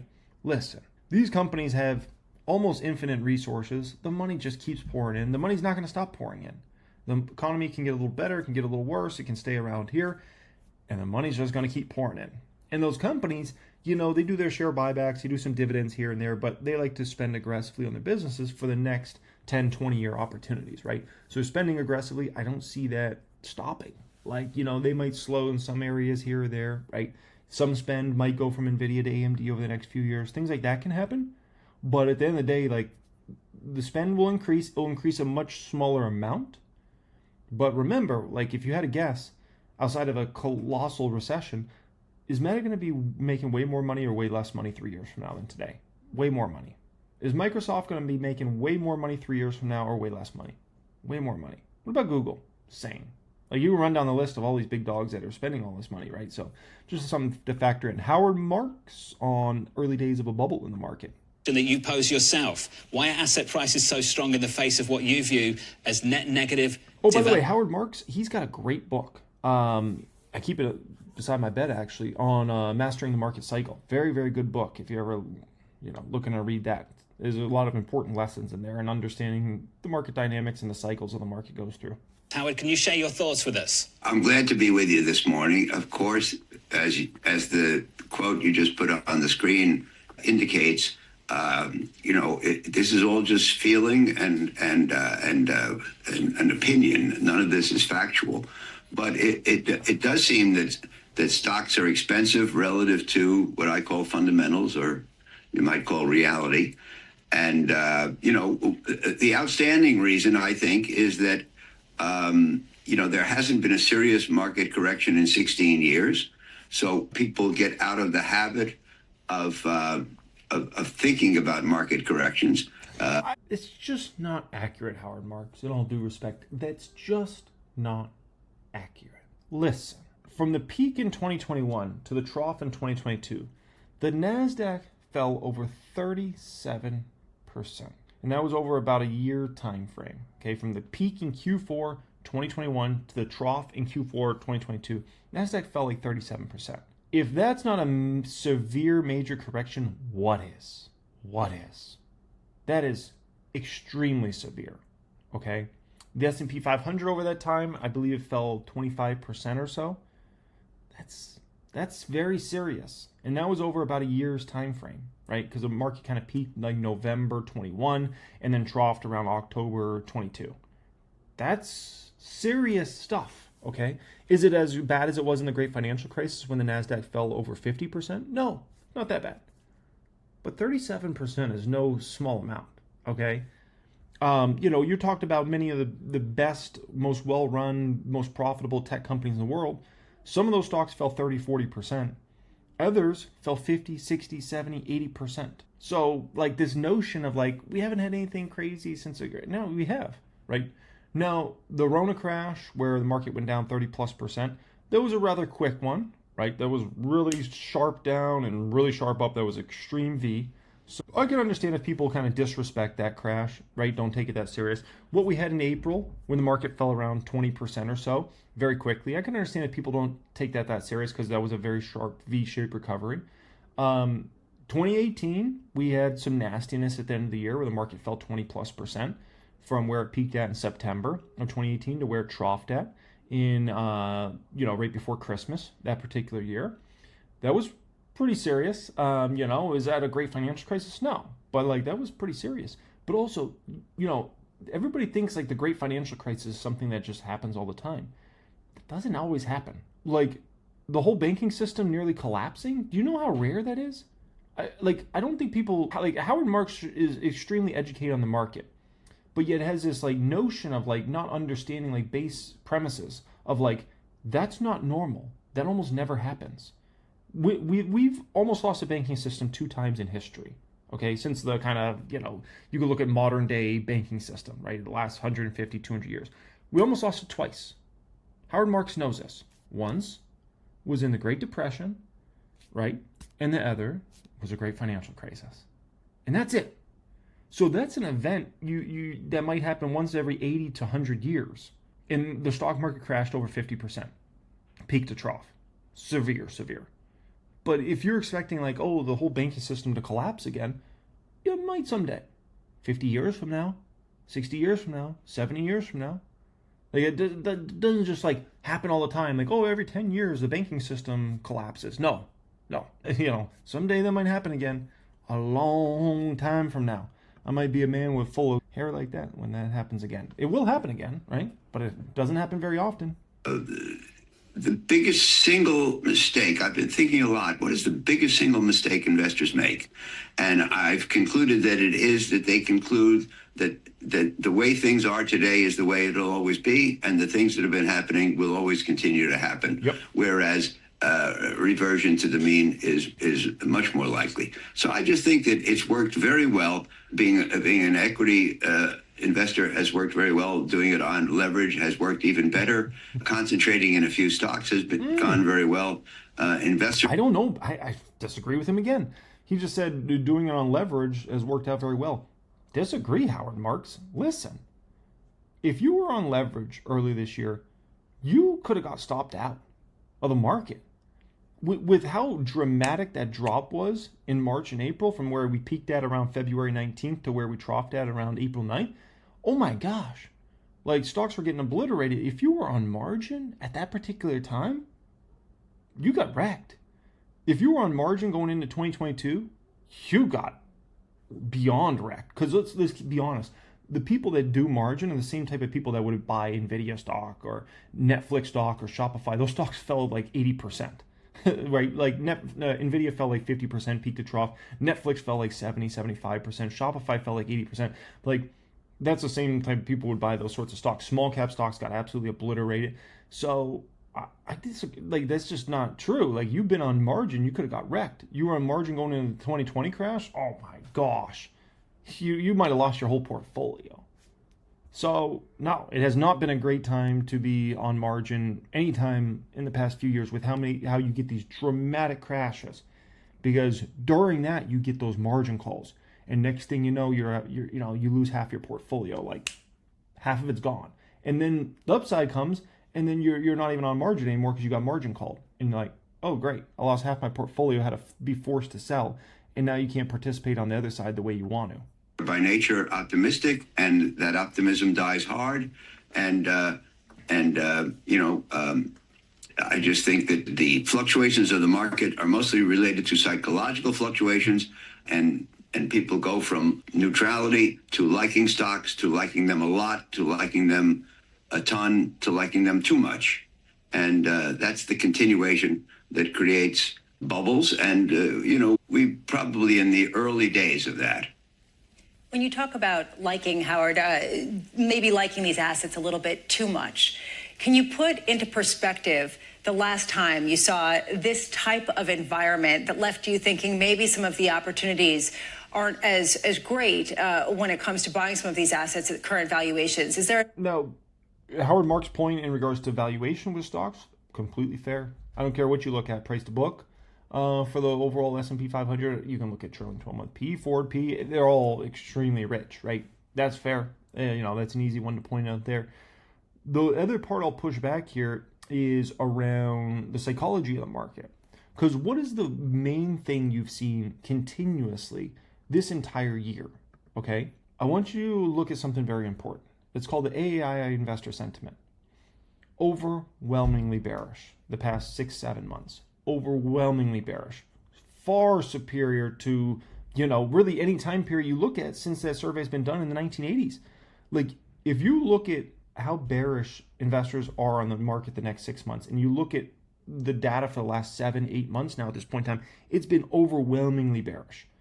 You can look back all the way back to the 1980s. I think you'll have a hard time finding any time period that was this bearish for 7 months. Incredibly bearish. And so, it's not like there's this euphoria feeling like, oh, investors are only bullish on the market the next 6 months. The data shows they've been bearish and bearish and bearish and bearish, and yet, despite that, we've hit all-time highs. Time that this sort of reminds you of in any capacity? Well, I guess, Lisa, the last time was probably around 97 when the market was kind of falling in love with tech stocks. And, the market was rocketing along. People were not worried about the level of valuations. People were extremely optimistic about the opportunities for the internet. Alan Greenspan famously cautioned that there might be irrational exuberance. Now I picked 97 because even though Greenspan was concerned about exuberance, the market went on to rise for another 2.5 to 3 years. So remember, I said we're in the early days. We're not at a critical, at a nutty valuation. I'm certainly not ringing the alarm bells, as the quote that you had on the screen said. No reason to think there'll be a correction soon. But the point is that things are expensive. They may go on to become more expensive, but the fact that they're expensive, it should not be lost. And Howard, I think a lot of people point to, in terms of the echoes of the late 90s, the tech sector of the market as being the most overvalued. What I thought was so interesting about your memo is that wasn't your take, that wasn't your bigger concern in the market at a time when people are counting on a certain robustness of growth and a certain kind of inflationary backdrop. Why is it that tech isn't the focus of your concern this time around? Tech contributes to the aura that surrounds the markets. And a lot of people have been citing the fact that the so-called Magnificent Seven, stocks like Amazon and Alphabet, have been contributing disproportionately to the rise. And they're responsible for more than 7 stocks. Their dollar gains have been responsible for more than half of all the gains in the 500 stocks in the S&P, 7 out of 500. But they're great companies. They're at high valuations. I think that I can't say those valuations are excessive. But the other 493 stocks are quite highly valued, not as highly as the Magnificent Seven, but nobody says they're the same quality company, quite highly valued relative to history. And it is the fact that high valuations are being applied to more average companies that I think's more alarming than the fact that exceptional valuations are being applied to exceptional companies. Howard, there's a quote you use in this memo. I enjoyed this quote. You said, "He who knows only his own side of the case, knows little of that." And then I worked through the rest of the memo, and there was a conclusion there about credit. And I just wonder, sir, whether your focus on equities in this note offers you a greater perspective on how much value is offered in credit right now. Well, it's as John Stuart Mill said in, I believe it was 1859, you have to know all the sides of the story to understand whether your side holds water. And I cite the bull case there for why the market isn't overvalued. I think that's... Okay, so what do you do? What do you do in a situation like this, right? You got Howard Marks saying, you know, I'm worried about valuations, which is a completely fair point, but you know, the market could go up for another 2-3 years, right? Like what happened with Alan Greenspan, the irrational exuberance, all those sorts of things. What do you do as an individual investor? And you're looking and you're like, dang, maybe the market's rich, but maybe some stocks are really overvalued and some stocks are actually undervalued here. Here's what you do. You focus on what you can control. What you can control is making sure you got more income than expenses, investing on a steady basis every month, every few weeks, finding great opportunities in the market. There's sea of opportunities in the market on significantly undervalued stocks that are going to do tremendous in the next 5-10 years, regardless if the market crashes in the next few years, has a correction in the next few years, because guess what? Corrections happen in the market, and you got to invest right through those. You invest before the correction, you invest during the correction, you invest coming out of the correction, the crash, whatever it is. And that's fine. Like, those get over. Like, you know, a small correction might last a month or two. A major, severe correction might last 3 to 6 months, right? And a crash lasts usually 1 to 2 years. Big deal. And you just buy right through that the whole time. So, you know, you can wait it out and hope you can time it out perfect, but it's a losing game. We know that. It's always a losing game. You've got to invest right through it. You got to find those opportunities that are phenomenal. And if they get cheaper because the market goes through a correction or crash, great. You get to buy those stocks for even cheaper, right? You know, AMD, you could have started buying it before the severe correction we had in April, right? And you could have started buying AMD at, I don't know, 110. And at the bottom, AMD went into the 70s, right? So you could have bought at 100, at 90, at 80, and, you know, at the very bottom when it bottomed at the 70s. ELF is a great example. Could have been buying that before the severe correction in the 90s, and then ELF went all the way down to, I think it was $50 at the lows, right? Or $49. You could have bought some more. As long as you got a little more income than expenses every month or every 2 weeks, right? You're always ready to buy. And you could have been buying ELF as it went down from 100. Say you start your position at 100, you bought more at 90, you bought more at 80, you bought more at 70, you bought more at 60, you bought more at 50, then it starts going up again. You buy more at 50, you buy more at 60, more at 70, more at 80, more at 90, more at 100, right? Then you pull back your buys. Now you just loaded up on ELF. You probably got a cost basis of $70 or so. And the stock today is what? 115, 120, somewhere around there. You've already made crazy profits.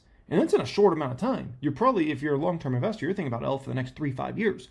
And you're already sitting pretty.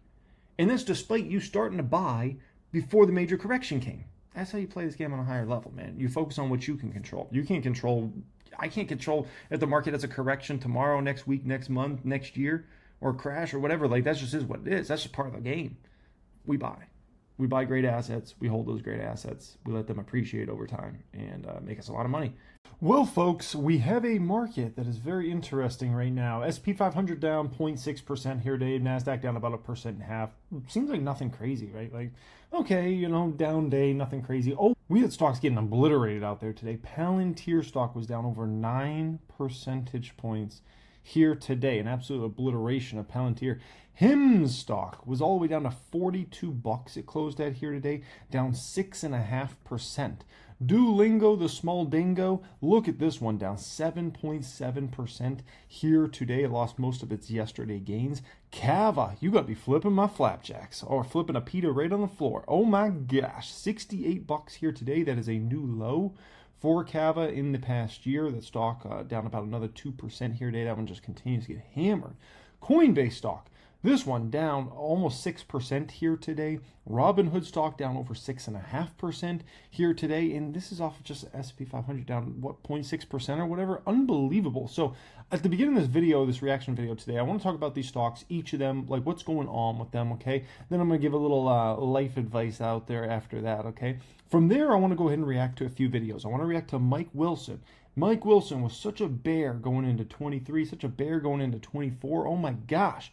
And now this man's out here going to CNBC talking about stocks are at the beginning of a new bull market. This is unbelievable, okay? I'm looking forward to react to that one, sharing my opinions and perspectives there. Mega cap tech is under-owned, says Morgan Stanley. What? Under-owned? That's an interesting. We're going to hear what they have to say in regards to that. And then the halftime investment committee, Josh Brown, JB, all those folks, kind of sharing their opinions on what the Fed's about to do, Jackson Hole, all those sorts of things. Hey, Reaction Channel, I appreciate you being here. Appreciate you sticking with me. I apologize for not posting on here last week. I couldn't post anything on this channel like last week, so I tried to reach out to YouTube. They weren't much help. But the moral of the story is we're back on the Reaction Channel. So I appreciate each and every one of you for being here. All I need from you is one smash of the like button. If you could just hit that like button for me, that would mean the world. All we need is 10%, at least 10% of people to hit the like button, and then we're doing well, okay? And I also want to give you guys something free here today. Pinned comment down there, I'll put my stock picking checklist. Okay, I can send that over via email or via text, however you want to receive it. My stock picking checklist, that's a great thing to look at before you ever buy a stock. It's free. So I think you'll enjoy that. That is the pinned comment down there here today. Okay. Alrighty, folks. So let's go ahead and let's have a little chat. Okay. Listen, Palin, this stock down 9+% here today. Okay. Is there something broken with Palantir's business model? No, absolutely not. Business model is amazing. We all know that, okay? Is there something broken with the stock price? Maybe, but we don't have clarity on that yet either. The death of Palantir's stock price has also been greatly exaggerated many times. I mean, you could say this one's going in the coffin, next thing you know, Palantir could slap you in the face and be at 200, okay? But do we have an issue with Palantir's valuation? The answer is absolutely yes. Palantir's valuation is out of control. I don't care whether you look at the trailing 12-month P, the forward P, the 2-year forward P. Look at the flip and flapjack and 3-year forward P. No, go ahead and look at the 5-year forward P. It's no matter which one you look at. Yeah, the stock's been trading very, very high recently. Okay, especially when the stock was touching 170s, 180s. Whew. Even at 157 is still very, very highly valued. Right, one of the most expensive stocks, not only in the stock market, but one of the most expensive stocks we've really seen in the history of the stock market for companies valued over $100 billion. Like, if I just think about all the companies that have ever been valued over $100 billion, there's a strong argument to be made that Palantir is the most insanely valued in the history of the stock market, okay? So that is something kind of taken into account here, but, I mean, the death of Palantir stock has been greatly exaggerated many, many times, but eventually Palantir is going to get smacked hard, and we're talking 50% downside, okay? HIM stock, this one, what's the deal with HIMS? Is there a problem with the business? The answer is potentially.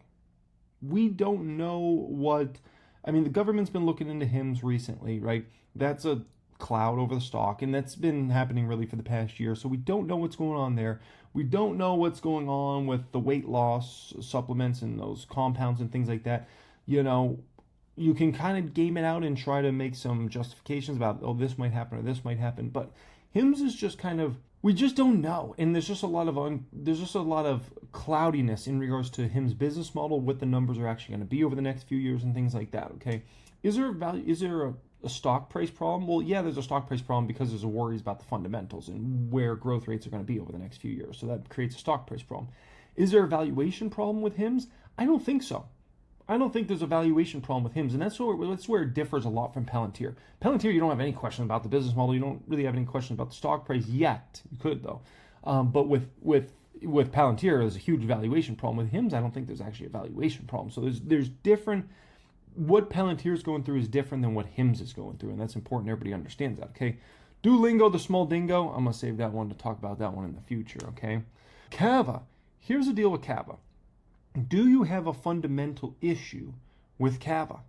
By the way, I ate Cava the other night with the family. It was good. I like Cava. We don't have any in Vegas yet, but I'm in Arizona right now at the exact moment. And yeah, we had one out here on the east side. It's good. I like Cava. And I've had it in New York City as well a few times. It's a good spot. Okay. But here's the deal with Cava. Do we have a problem with the fundamentals of the business model? The answer is yes, we do. The company went from comp restaurant sales of 20% plus just a few quarters ago. In this latest quarter, they're at 2%. 2% when you're from 20-something? So it is an issue, actually, with the fundamentals of Cava in the short term. That does not mean it will remain like that. Maybe Cava will get right back on the right track, and comp restaurant sales will start increasing again in the back half of this year, next year, and, it's all going to be old news. But for the short term, you absolutely have an issue with the fundamentals of the business model. that also leads you into problems with the stock price. So we have a stock price problem as well because we have a fundamental problem. Lastly, it leads us into valuation. Do you have a valuation problem with Cava? Yes, we do. Because Cava, even at 68, still trades at an extremely high forward P to your forward P, especially if you're talking about 2% restaurant comp store sales. So you have a kind of a trifecta going against Cava right now, and that's why the stock has fallen so violently, despite the market not being that bad. I mean, Cava, it seems like just not that long ago, was $110, $120 stock. It's all the way down to 68, and yet the stock market's not very far from all-time highs. Now you got to think, where would Cava be if the market got hit 10, 15%? Probably $40, $30, something in there, right? Now, Coinbase, what's going on with Coinbase? That one down almost 6%. It's very simple, Coinbase. If there's any fear around momentum in Bitcoin and Ethereum, Coinbase is falling. Like, there's just no other way around that. If there's excitement around Bitcoin and Ethereum, Coinbase stock is going up. It's literally as simple as that. It's as simple as that. It's not more complicated. That's all there is to that story. Robinhood, 6.5%. Here's the deal with Hood, okay? Hood's benefited in a massive way, I would say, since Q4, okay? Since there started to become a lot of excitement around Trump being elected, and then he was elected, a lot of new retail investors got in the market who were not in the market during the Biden presidency. They felt excited, energized. Trump's in office, like they felt good, right? A lot of people didn't like Biden. A lot of people felt like, the stock market couldn't be good under him and things like that, right? And, if you didn't buy that 2022 dip, like, I don't know what to tell you, like, what a golden opportunity. That was literally a lifetime opportunity. The 2022 crash in tech stocks was a lifetime opportunity. You will not get it at again. Even in the next stock market crash, you're not getting Meta at $88. Hate to break the news to you. You're not getting Netflix under 200. You're not getting Shopify at, what did Shopify fall to? I think Shopify fell like $25 in that crash.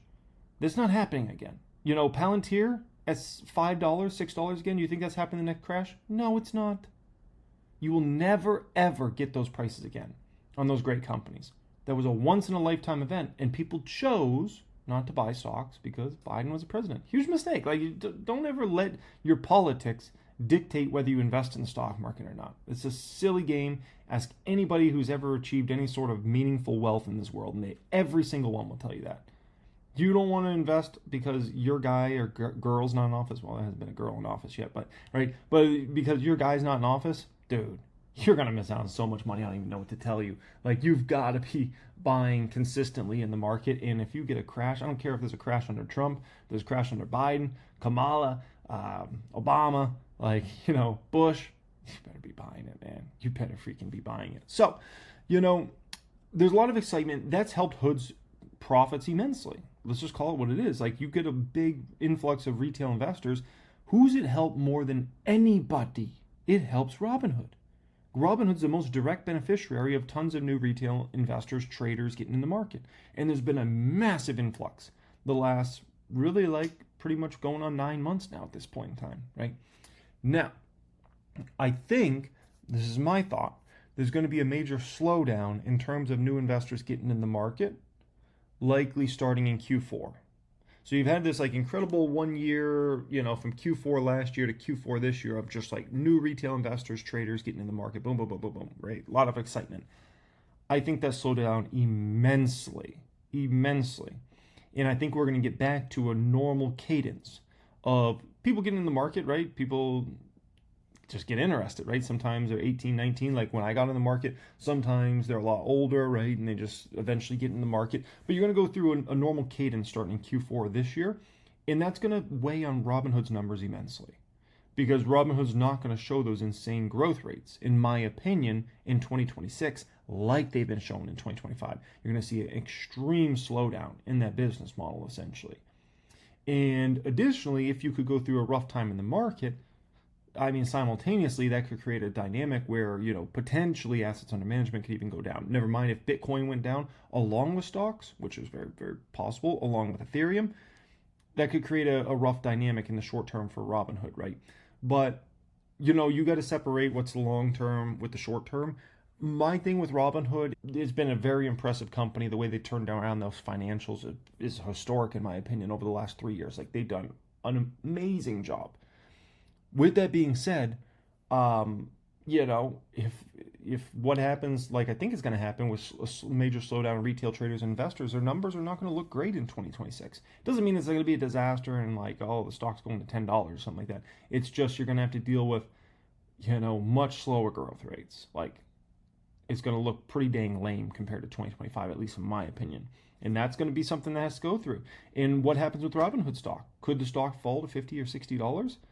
I mean, it's possible. You know, you're getting everybody addicted to these massive growth rates that Robinhood's been showing this year in 2025. And then you get to next year when you don't get the massive influx of retail traders and investors, right? Never mind if, let's say, we had a rough Q4 this year. You know, you had something similar to 2018. I can see a lot of people getting out of the market, right? I can see a lot of people that maybe have tested the market recently getting out. Because you know there's somebody that bought Palantir recently at 180. Imagine Palantir goes to 90. You think they're going to stay in the market? Most aren't, right? Somebody was buying HIMS. Didn't HIMS explode to like $60, $70 not that long ago? Like, let's take a peek at HIMS, okay? Let's take a peek at HIMS. I want to see this one. I think HIMS went to like $60 or $70 recently, didn't it? So here's a 1 year HIMS. Yeah, I mean, just very recently it was 66. You know, somebody bought HIMS at 66. Imagine HIMS goes to 33. You know, is that person staying in the market? I don't know. Like, they may be gone.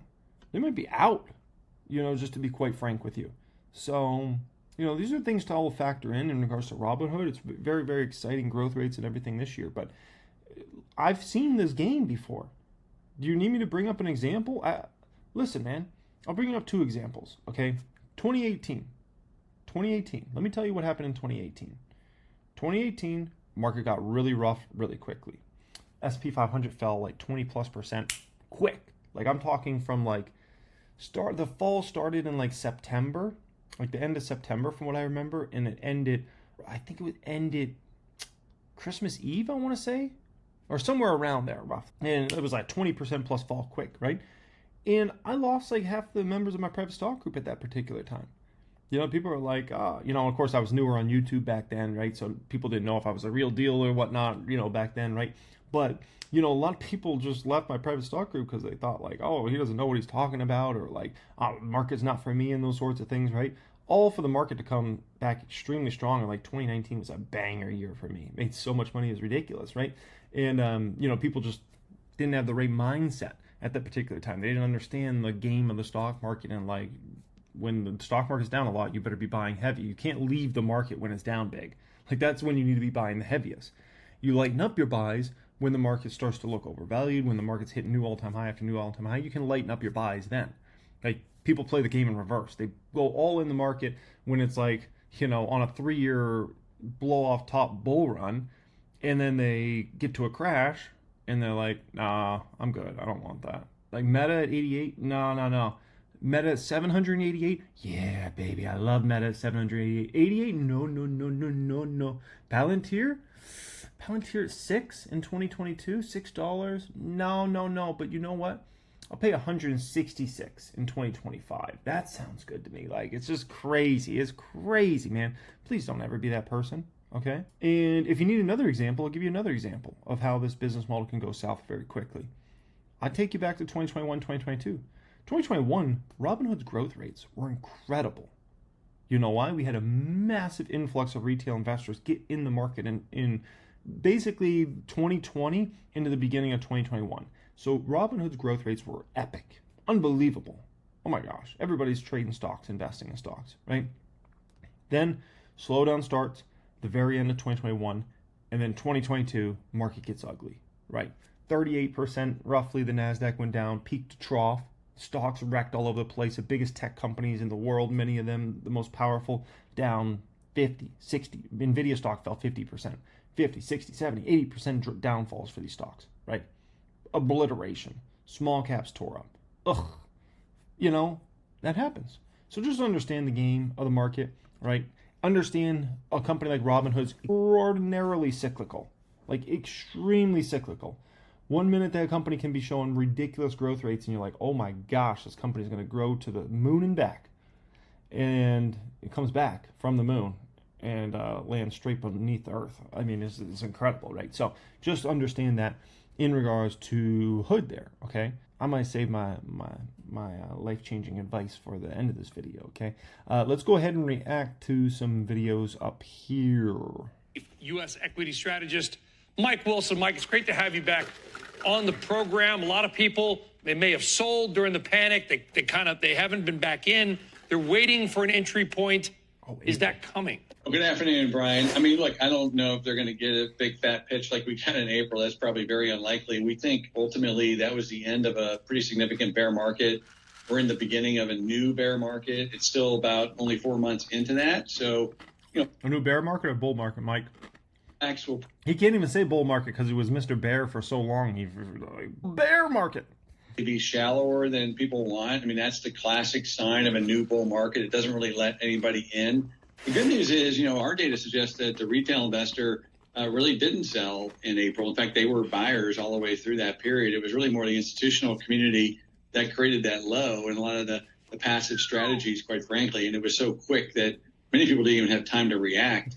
So my suspicion is most of the viewers probably have plenty of equity exposure. They're probably enjoying the ride. The question they probably are asking themselves is, should I be selling here because I made so much money? And in that case, that's a personal decision. You got to pay taxes if you do that. My suspicion is if we get a pullback, it'll be probably less than 10%, which in the grand scheme of things, that's not worth trying to trade around for most people. So you believe we started a new bull market? Listen, if you're wondering should you sell or not, let me show you exactly how you figure out if you need to sell or not. So here's a couple ways you can know whether you should sell a stock or not, okay? Listen, one way is you look at your company's trailing 12-month P, forward P, 2-year forward P, okay? Look at those compared to kind of where the market's trading at in general. You look at this on 1000xstocks.com, okay? We make it super simple for you. You can see where many stocks kind of trade out in the market, where that particular stock's trading at, right? So one, if your stock's trading massively over where many stocks are trading at, it might make sense to sell. But that is if you're in a situation where revenue growth, let's call it, is a lot lower than an average stock in the market. If you're talking about revenue growth that's much, much stronger than an average stock, right? Then it might make sense to hold that company unless it's so outrageously valued that you're like, okay, this is just ridiculous, right? Another way you want to do it on a higher level is you want to run your numbers, run your projections, okay? Use 1000xstocks.com, use a projections feature, and, what are you expecting for revenue growth on average for a company over the next few years? Type those in, okay? Then the net income growth, type those in, right? Then what is a realistic P ratio for that particular stock? Type those in, right? If you don't even understand what I'm talking about right now and how that stuff works, then you need to apply Jordan Private Stock Group, go through the course curriculums. You'll learn all that stuff on a high level and how stocks should be properly valued, revenue growth, net income growth, all those sorts of things, right? You run a bull case, you run a base case, you run a bear case, okay? If your base case is still giving you a really strong, let's call it double-digit compounding annual growth rate, it might make sense to hold that stock and not sell. If your compounding annual growth rate on your base case is low, like 5% or something like that, right, over the coming years, might make sense to sell that stock. It's probably not worth being in, right? Because your bear case might come true as well. So that's the way to think about that on a higher level. Back in April. Why? Because that's how you think about it on a higher level, so you don't get into a situation where you're making decisions based on emotion.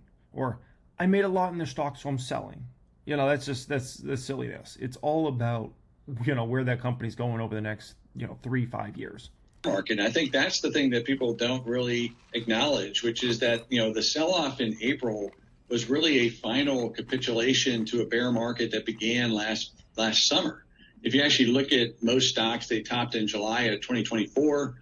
They were down anywhere between 30 and 35% on average. I mean, that's a proper bear market that ended with a capitulatory price action. So whenever you get that type of price action, you have some demarcation between the bull market and the bear market. That was it. It was the capitulation. So, most bull markets don't last 4 months. They last, years, year or two at a minimum. So I think right now we're in buy the dip mode because we're in that bull market mentality. And the question now, and I think you were alluding to it earlier, is like, what should I own? And I think, we're probably getting to the stage of this. So I fundamentally disagree with Mike Wilson here, okay? I believe we are coming upon a 3-year bull market. I do not take the March-April drop and call that a bear market. It was too short. It was too over, too fast. we're in a nearly 3-year bull market now, right? Market bottom October, right around October 2022, right? We're in mid-August of 2025, so we're coming up on nearly 3-year bull market now. Now, we've had small corrections along the way. We had the major correction in March, April. I don't consider that a bear market. Real bear market, man, you need the market to go down for many months in a row and just downtrend. Like 2022, proper bear market. Great example, right? Great financial crisis. Like true bear market. I would even call the drop at the end of 2018 a bear market, right? Because it started in September, it really didn't get over till the end of December. Even that I would call a bear market. Like, I feel like this drop we had this year wasn't a real bear market, in my opinion. That was just a severe correction we had. A severe short-term correction, boom, up to the other side. So, I think to, count us as a new bull market that started, April 9th when the market bottomed there, I think it's the wrong way to look at the market. I truly do. I don't believe in that at all.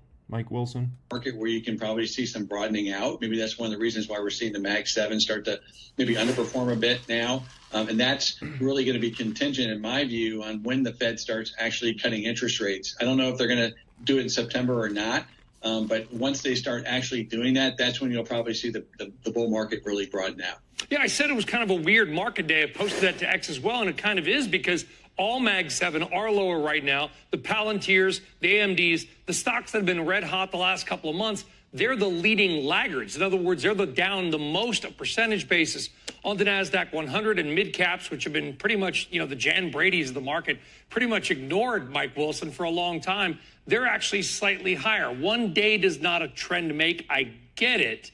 But does it feel like we're starting to see that broadening out a little bit? Well, I think it's the beginning. So, we got to remember it's also August, Brian. I mean, it's very thinly traded right now. We have a big event this end of the week with the Jackson Hole conference, and we're waiting to see if they're going to give us any sign on timing for that first Fed cut, which is probably forthcoming sometime in the next 3 to 6 months.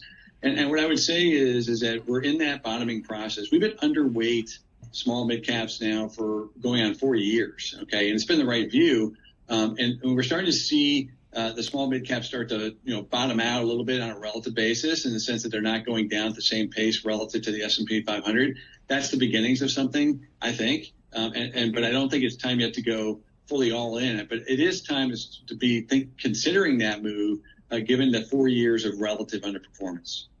I'm not taking anything away from the importance and magnitude of this week's Jackson Hole conference, but I'm going to take a little bit away from the importance and magnitude of it. Here's why, Mike. We know that Jerome Powell is out, probably in May when his term is ending. I know May seems like it's a long way off. It's really not. There's only a few Fed meetings ahead. And we know this. I think it's fair to say, right? And if I'm wrong, correct me, Mike, that the next Fed chair is going to be somebody who is definitely prone to interest rate cuts, period, end of story. So at what point, maybe it's now, do you and your team already start to factor in rate cuts, because they are coming, whether it's in September or whether it's right after May? Yeah, look, I think, the stock market is absolutely already pricing in some of that. That's one of the reasons why the rally has been so relentless. And it's definitely been part of our view why we've been more bullish since May, because we do see that coming down the pike. However, for the true broadening out, what we need to see is the back end of the bond market really come down to get the interest rate sensitive parts of the market really moving and get some of the capital spending going, which is also going to be helped by the tax bill. So we're in that window. Nobody has a crystal ball. The small mid cap stocks have had a good absolute move. Okay, so that's one thing you have to keep in mind. It's not like they've been flat since April. They've gone up quite a bit too. They just haven't gone up as much. So if we're going to get a consolidation or some sort of correction in the third quarter as we've been expecting, then that's going to be the time when you sort of make the rotation. It's going to all happen at the same period, which is sometime probably the next 6 weeks. Alrighty, next one up here. Mega cap tech is underowned by the market. Are the most underowned, at least amongst actively managed funds, in more than 16 years. The gap between portfolio and S&P weightings widening significantly in the second quarter. Firm argues this could actually be a good thing for the sector. Joining me now to discuss, one of the analysts behind the note, Eric Woodring. Eric, I know you don't cover all these names. I think you do cover Apple, so why don't we start there?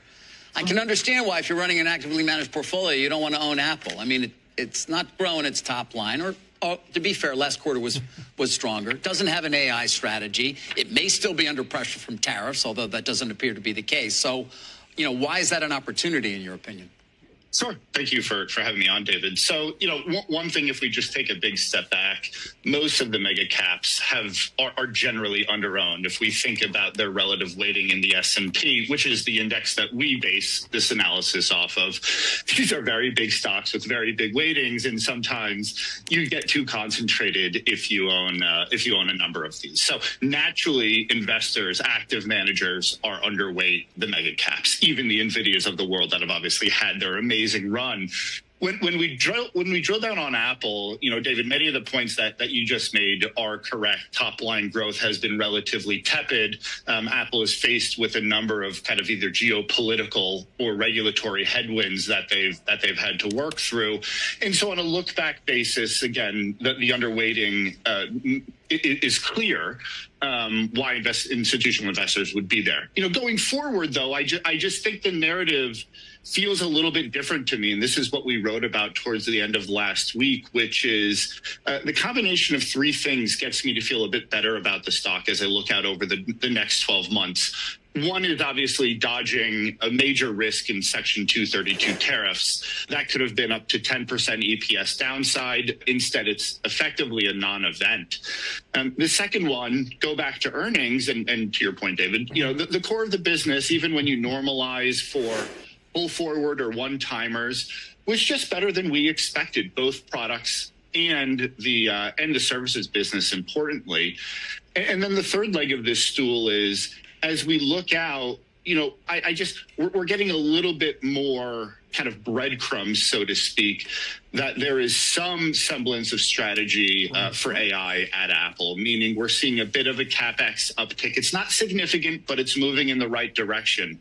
You hear the Tim from Apple. To me, his tone today is very different than 3 or 6 months ago. And then you get reporting that Apple is potentially, working on their own second generation of AI technology, right? Partnered with the potential of partnering. Yep. So it just makes you feel a little bit better on a look forward basis. I get it. And we'll all see if we ever do get that deal that many speculate, although who knows. When it comes to this broader theme, though, in terms of actively managed portfolio. Do I think big tech is underowned? Listen, I can answer a question like that, okay? You can always come back to math, okay? Does the math make sense or not, right? The math's going to tell you if stocks are underowned or overowned, right? So let's pull up some big techs here, okay? Let's pull up Meta, Google, McDougal, and let's go Apple to start here, okay? So let's go ahead and let's go, I think Microsoft. Mr. Softy's a better one to start off here, okay?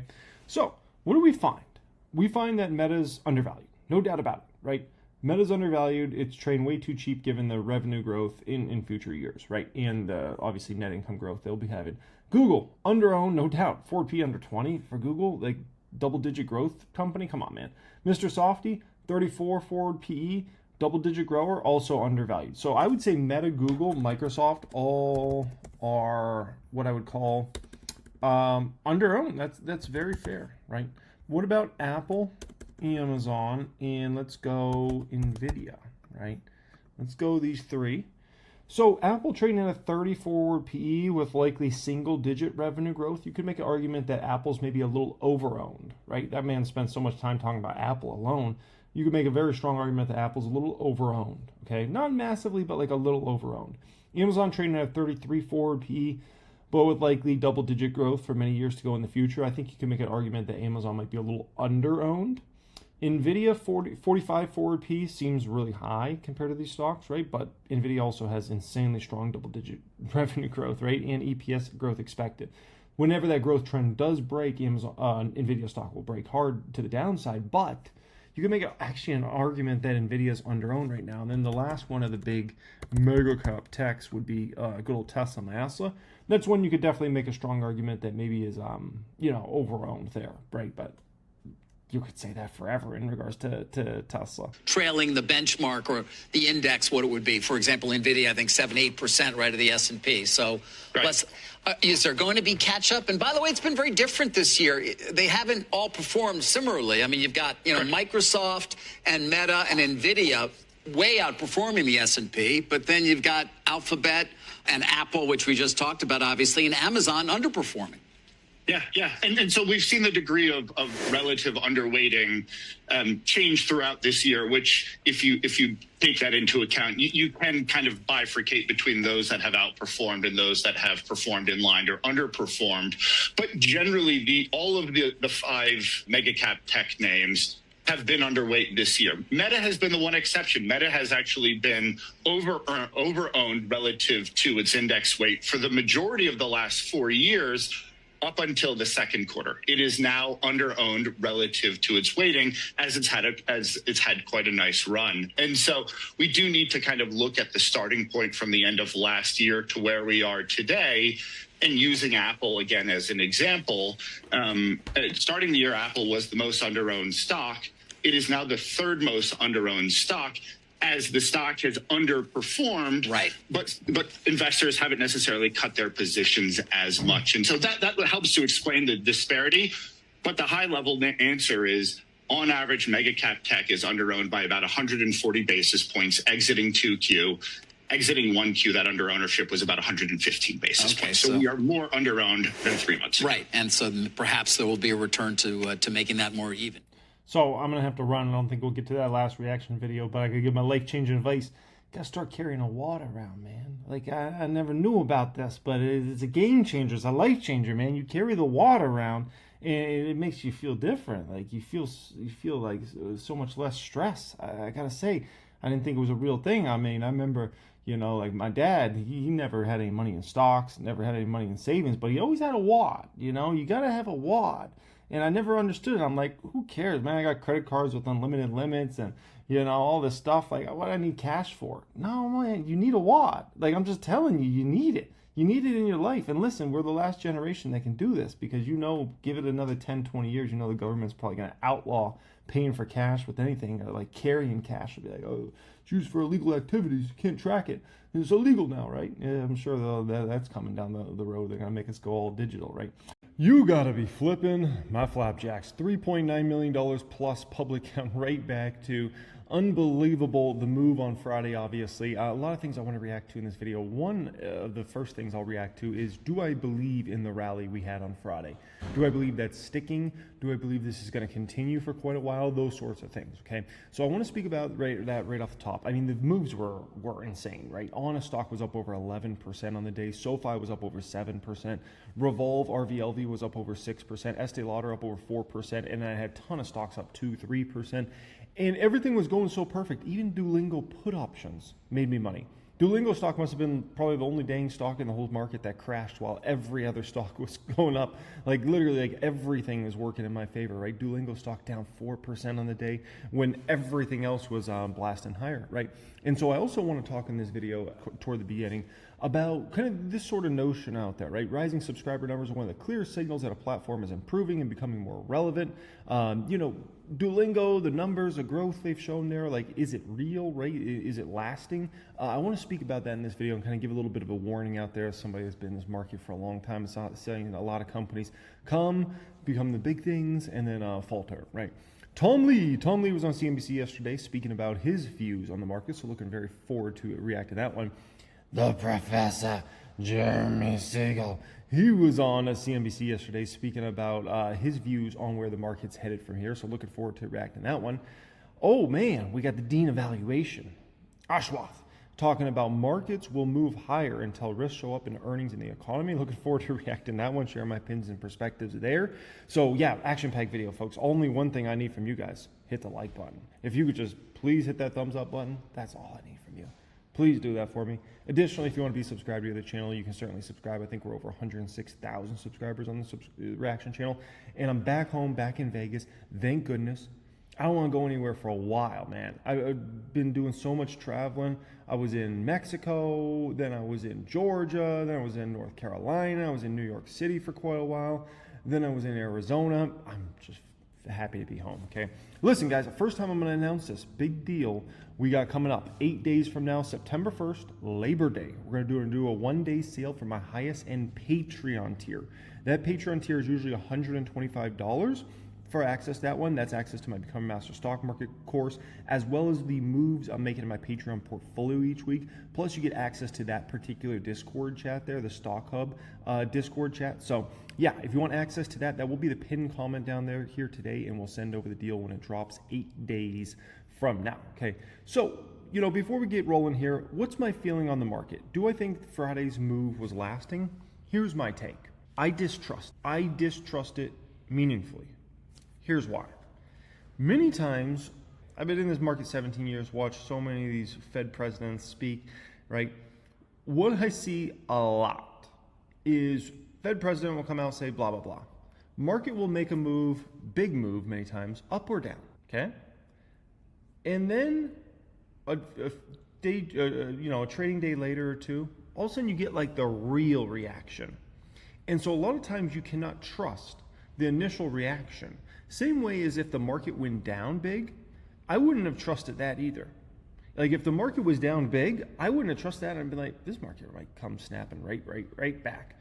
And so when I see the market have that insane rally day on Friday, I'm like, I don't know if I trust it, man. I'll just be completely honest with you guys, right? But I also kind of am a little worried about us having like a melt up rally all the way into that first rate cut, because everybody thinks it's going to like be skyrocketing after that first rate cut comes, and then I'm like, watch, all of a sudden after that we get a major down cycle in the market, right? So, you know, I don't trust the whole. I don't ever trust when the stock market's moving upon what somebody in the Fed is doing. Never trust it. Never trust it, man. Because I've seen it before where, you know, they signal this. And the other part I don't trust about this whole thing is I've listened to so many Fed presidents over the years, Janet Yellen, Ben Bernanke, Jerome Powell. I listened to so many of these folks. And what I witnessed with Jerome Powell on Friday was not a super dovish Jerome Powell. Like, I just walked away feeling differently than I guess Wall Street was feeling. Like, they made out like he's like the most dovish man ever. He's about to cut 100 basis points here. I just walked away not feeling that. I felt like that was a man still weighing all his options, right? He left the door open to rate cuts, but I don't know, man. It wasn't as dovish as the market took it, in, at least in my personal opinion. So the whole situation's weird. I don't really trust it. Would I be shocked if the market got hit this upcoming week? I wouldn't be surprised. Like, a lot of times the market does the opposite of whatever that initial move was. And so, like, if the market faltered this week, I wouldn't be surprised at all. On the flip side, if we rally all the way into the September cut, I'm going to grow very skeptical. I'll grow very, very skeptical. I'll need to, hedge up a little bit more, okay? Now, Duolingo Little Dingo. What's going on here with this stock, right? There's clearly an issue. When you got, like, it seems like every stock in the market going up, and then Duolingo Little Dingo goes down 4%, I would be a little concerned about that. Anytime a stock's that weak when the market's that strong, and be like, what's going on here, okay? So here's an important factor that you got to take into account. As somebody who's been doing this for 17 years, how many people you know have been picking stocks for 17 freaking years? It's ridiculous, right? Listen, I watched a lot of companies grow and become big in a very niche space, okay? GoPro was a good example of this. GoPro was growing revenues, 230 million, then they grew to $52 million, $98 million, $1.39 billion of revenue, $1.62 billion, and then they peaked, right? And at this time, it was like, oh, everybody's gonna want an action camera. This market's just so huge. Everybody wants an action camera. Everybody wants an action camera, right? No different than the Duolingo Little Dingo thing. It's like, everybody wants to learn a language. No, they don't. No, they don't, okay? And so eventually you reach a saturation point, even in these niche markets, and you just have trouble growing your business anymore after that. Look at what happened to GoPro's annual revenues, right? Today, they do $800 million. It's not like the business disappeared. It didn't go bye-bye. It wasn't like they went bankrupt and they went out of business. No, it's a very small business. It's a very niche business, right? Fitbit, another great example. Like, look at the Fitbit users, monthly active users over time. They went from 6.7 million, 14.9 million, 23.6 million, 29 million, 33.8 million, 38.3 million, 40.2 million, 41.5 million. And Fitbit That was a device that, people were making an argument back in these days when they had that insane growth. People were saying, like, everybody's going to have a Fitbit because it's, it tracks all your health, and, like, why wouldn't you have a Fitbit? Every person on this planet's going to have a Fitbit eventually, right? And that was an argument that was being made. And when it had these insane growth rates, like, people believed it. Like, dang, yeah. They only have 15 million users. Everybody should have a Fitbit. They're going to go to a billion users or billions of users, right? And what do we know? Fitbit peaked. It peaked in a major, major way. Now, what happened to Fitbit's valuation? Well, back in the days when people were of the belief, like, everybody's going to have a Fitbit, or a huge amount of people are going to have a Fitbit, right? Fitbit's valuation was around $10 billion market cap on Fitbit's company, right? And fast forward a couple years later, $1.4 billion market cap. $1.4 billion market cap. Went from 10, stock fell 80+%. People are like, it peaked, right? It peaked. And it wasn't like actually users peaked at that particular time, because users actually kept going up for quite some years after that. But people were realizing, like, oh, this niche market is, it doesn't have much growth left. And that's when you get a major valuation, kind of re-rating in the stock, and it's brutal to go through that. Because the issue is you never come back. That's the thing, like, Fitbit never came back to that $10 billion plus valuation. If Fitbit was a public company today, a standalone public company, they ended up getting bought out by Google. But if they were a standalone company today, they might still be around, honestly. But what would their market cap be? $1, $2, $3 billion, something like that? It never would have gotten back to that $10 billion plus valuation it used to have back in the day, right? So that leads us to Duolingo Little Dingo here, okay? The stock's already been hit. The stock was at 500 something. We got the first initial scare, right? That sent the market cap down to where it is now in this $15 billion range. Here's the deal, okay? When we get the second scare with this stock, the valuation will fall, in my opinion, to $10 billion. And then when the third scare comes, $5 billion. That's my opinion. No, maybe I'm completely wrong. Maybe that never happens, right? Maybe it never gets scares. Duolingo Dingo just grows to become a big dingo, and it just, everybody in the world wants to learn a language, and everybody in the world wants to learn chess, right? And by the way, from what I've heard, I've looked at a lot of reviews of Duolingo. It doesn't actually teach you very well how to actually learn language. From the reviews I've looked at, people are like, it doesn't even, like, if you want to actually learn a language for real, don't do Duolingo, do something else, right? Now, in regards to this, I used to own a company named King Digital, right? King Digital was a game company. They made a fortune of money. Oh my gosh, did they make so much money. And they had all these very addictive, kind of like Duolingo Little Dingo, all these very addictive games, right? Which Duolingo is kind of more of a game than actually learning, right? And Candy Crush, Soda Saga, and all these other games they had. Oh my gosh, Paradise Bay, and they had a bunch of these different games that were so popular, and their user growth was just astronomical, right? And then, like all companies, they started to reach a peak, right? And then they just started to slowly go down, they can never recover over time, right? And, today, King Digital, it's owned by Activision Blizzard, which is now owned by Microsoft, right? And, like, it's still a money-making business. Like, it's not like it went under. It's not like it disappeared. And it's the same exact thing I see happening with Duolingo here, is I don't think they're going to disappear. I don't think they're going to go bankrupt. I just think we're going to find out very shortly here that this company's in a peaking process in 2025, and it will never come back to these sorts of prices. Now, with my put options, I don't actually need that to come true. That's the best part, right? That's just a hedge for my portfolio. Like, if the market gets hit at all, if Duolingo continues to get hit here, I make a bunch of money, I'm out my put options, cash those into long shares of other stocks, right? But I think the risk I'm telling you about here needs to be considered, because I see a lot of retail investors buying Duolingo stock heavily in 2025 this year, right? And I'm like, I'm just looking at the company. I'm like, this has all the markings of being another one of these type of companies. Now, the argument I've already made in regards to kind of like Fitbit and GoPro is those companies sold hardware products, right?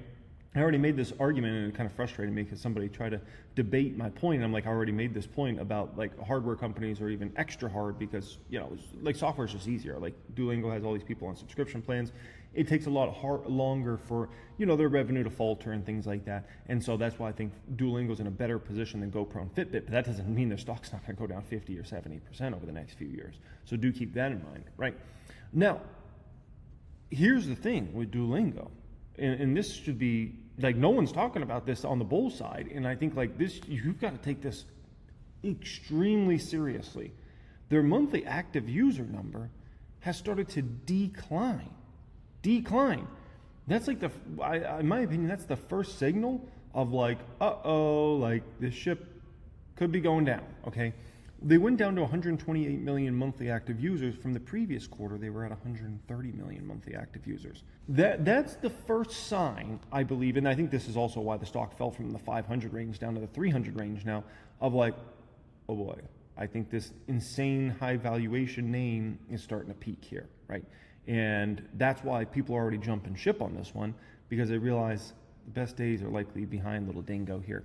But the sign number 2 that we just got, everybody should be freaking out about this. If you're long and you're just like acting like this doesn't exist, I can't see it, like this next part is even bigger in my opinion, okay? The social media guru of the company, the senior global social media manager, the one who really built this company into like, why do they have all these users? It's because of this lady, right?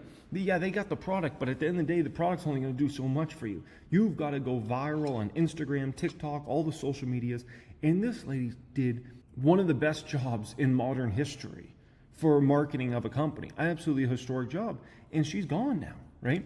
She posted this 5 days ago on her LinkedIn page. So I'm leaving Duolingo after 5 unforgettable years, 8 billion impressions, and even more jaw drops. It's time to take off the suit. Fresh out of college in 2020, I led Duolingo's evolution into a social-first brand, turning organic social into a growth engine that drove waves of new users. Yeah, we can't debate that. She drove waves of new users. Like, the reason this company is so massive is because of her. Duolingo Social helped catapult the company's market cap to nearly 7x in just 5 years by breaking into culture as an unexpected disruptor. It's been a privilege working alongside a phenomenal team that lifted me up and made the impossible feel routine. You all taught me how to fly and own my power every single day. As for what, why, who, when, and how, I'm saving all that for the book. I guess she's going to write a book someday, right? So yes, I'm no longer Zarya from Duolingo. I'll mourn that for a while. For now, I'm just Zarya. But then again, maybe there's nothing just about it. Adios, she says. Why would she leave? Why would this woman leave? You got to ask yourself that. I'm only come up with one conclusion on why she would leave Duolingo. It's that she feels, this is my opinion, she feels like growth has peaked with the company, in that user numbers are going to be an absolute near impossible thing to keep going up. I believe she thinks the user growth is peaked, and it doesn't matter what she does on Instagram, TikTok, she's not going to be able to, keep up these sorts of numbers. And she wants to get out while the company's on top. That's my belief. I could be completely wrong on that. But I have been paying attention to stocks for 17 years and watching all these executives leave companies, come back to companies, right? Get hired, get fired. I've been watching all this. And so, like a woman like that, I'm like, I don't see her leaving. In my opinion, if she really thought this company could grow to 200 million users, 300 million monthly active users, 400 million monthly active users, I don't think she would have left. I think she would have kept on the ship and been like, we're just going to keep pushing. And remember, she just departed, was it August 15th? That's not usually a rash decision. Usually you're going to plot that out over several months.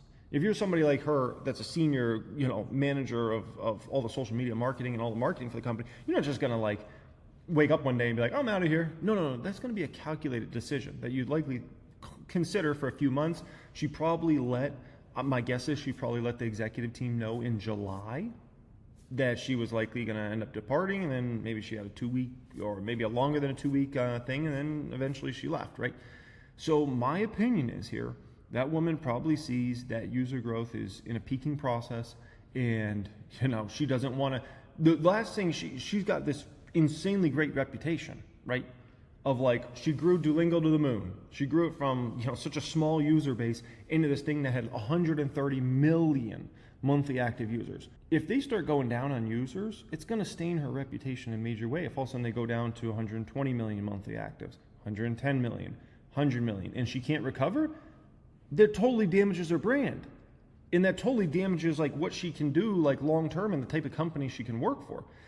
Now that she's going out on top, dude, this lady's gonna be able to get a job anywhere. If you're Apple, how many millions do you want to pay her? If you're Meta, it doesn't matter who you are. If you're any brand in the world, you would pay this lady millions of dollars to come over to your company.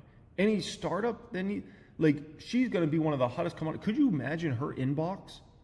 Could you imagine her inbox and how many great job offers she has right now? But you got to go out on top. If things are going to start to decline and you stay around on that sinking ship, then you're the one that looks like, oh, you got lucky or you know, whatever. So she's got to go out on top. So that's my opinion. And the longs are acting like they're not paying attention. It's, oh, no, it doesn't exist. And I'm like, dude, I think you should pay a little attention to this, okay? Already next up here, Tom. Fundstrat, Chief Investment Officer of Fundstrat Capital. Good day to be a bull like yourself, Tom. Yes, it is. How do you process what we just heard? Well, I think that it's the Fed acknowledging that the risks now are tilted for the labor market to be softening, and they want to head that off, especially because they don't think that tight labor markets are going to necessarily create inflation. That's a very good sign, and I think it means we have a dovish Fed again, and that's kind of a green light for small caps. Small caps and for equities. They are working. Last I looked, small caps were up 3%.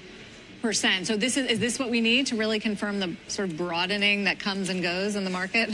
Yeah, because I think that one of the things we should watch for is what happens to mortgage rates. But mortgage spreads are right now 360 basis points higher than the 10-year. Historically, it's 1.6 percentage points. So you could see a huge drop in mortgage rates. That's going to help housing, helps the financial small caps. And I think already the ISM, which has been below 50 for almost 30 months now, could finally go back above 50, and that's a good sign for industrials. Although we had a discussion right on the heels of the speech about a little steepening in the curve. Is there a sense that the vigilantes are at least present, if not being necessarily vocal? Yeah, but we could also be steepening because growth expectations are improving as well. So this could be like what I'd call a bull steepening. I'm not really sure what the fixed income terms are, but I think it's actually a positive sign for growth. The only real losers today are going to be some of the yielders and some staples. Would you be cautious on those? That's right. I think that markets have been holding their breath. They've been getting defensive. That's why we've been bleeding for 5 days. And so now I think there's a relief and some capital gets put to work, and it's good for equities and risk assets. So, all right, we need to make some news here, Tom. Everyone listens to you. We're at record highs now for the S&P and the Dow. How much more can these stocks rally? I think there's a lot of upside, especially because, once you get an ISM back above 50, it really does argue for a broadening of markets. And I think one of the leaders probably comes from the financial sector. So I think, towards the end of the year, 6,800, 7,000 is possible. Led by tech still? Yeah, so I think you still want to play this week. Yeah, you want to be long AI and the crypto trade because those have been the market leaders. So the Mag 7, Bitcoin, Ethereum. But the broadening is really the financials, industrials, and small caps. So you like them all? Yeah, it's kind of cyclicals, AI and crypto, but not the defensives. Your crypto calls have been getting a lot of attention lately, especially on Ether. Yes. Where we were talking earlier, we were debating whether it's the future of the financial system. A lot of people are thinking, people like you have said that. Yeah, I mean, I think it's a really important moment happening this year with, the Genius Act, really greenlighting stable coins, and then Project Crypto, which is Wall Street moving on to the blockchain. I think it's a lot like 1971 when the U.S. dollar went off the gold standard. That created the innovation of Wall Street because they had to sort of essentially create this synthetic dollar. Wall Street moving on to the blockchain is a bigger moment, and I think that's why Ethereum is essentially having its 1971 moment equivalent. But a lot of people just see it as wild speculation and fraud. Yeah, here's the thing. What if I told you guys, you can't get a true peak in the market until you get what? Until you get the small caps to rally hard and you get that blow off top in crypto, right? Once you get that, then you could actually mark a topping in the market and potentially some pain for many quarters or even a year or two in the market, right? But you got to get, small caps has just been too sleepy. Even during this whole bull run we've had for almost 3 years now at this point in time, you got to get a small cap rally. And the small cap rally, you never know how long it could last. It could last 3 months. It could last 6 months. It could last a year or two, right? It could be an on and off thing where it lasts a year or two, right? where it's like maybe we have initial like insane small cap rally, then it takes a breather, then we have another big bull run, right? And then maybe it falters after that. But it's a process, it's hard to call a major top in them. And that's why I didn't get that scared in April, right? You saw me buying stocks left and right in March and April. You didn't see me like, oh crap, I got to get out all my positions. Like, no, you saw me buying heavily. I wasn't scared at all. 0% scared when all that tariff stuff was going on. Like, you watch all those videos from back then, right? And I'm sure a lot of you guys that are watching this right now, you were watching my videos back then, and hopefully you were able to take advantage of great deals. But I looked and I'm like, I wasn't scared at all, because I'm like, we hadn't even had the signs of like an actual major topping process, which you got to get small caps to roll heavy into a top. And we hadn't even had that. So it didn't even feel like, oh, this is some multi-year top and we're going to go down in the market for a year or two. Didn't feel like that at all. All it felt was short-term drama. Everybody's caught up in the tariff drama, Trump, blah, blah, blah.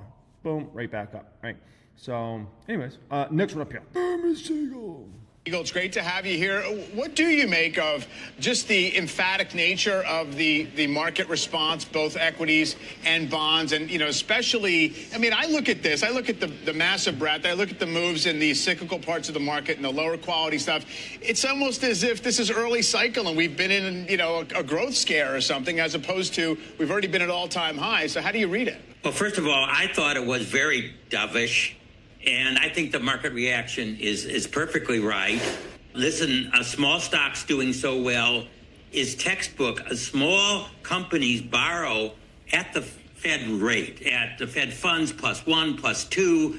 They are very sensitive to those short-term rates, which now we're going to go down. I wouldn't be surprised to see a 25 basis point in each of the next 3 meetings, down to the low 3s by the beginning of next year. I think it's appropriate. I've been saying that for quite a while on CNBC, that the short rate should be about 100 basis points below the long rate, and that does put it in the low 3s, and I'm not surprised at the reaction, and I think this means more upside for equity.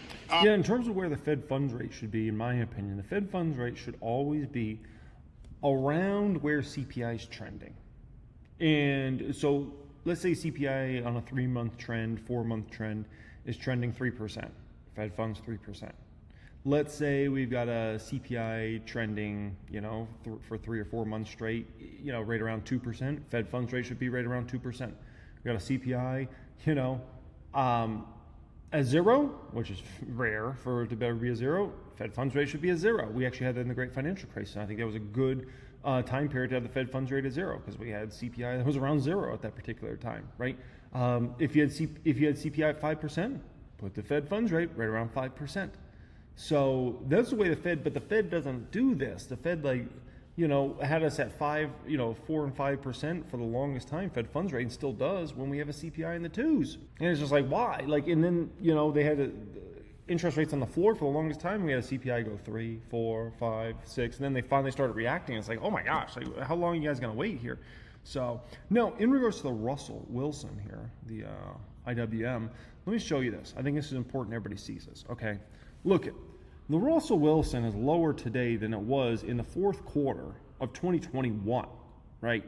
So we haven't had that major rally. We got to have a blow-off top in the Russell. We got to have this Russell go like 3,000 or so before I can become confident, if not 4,000, before I can become confident that, we're going to have a year or two down cycle in the market. You got to have a major blow-off top.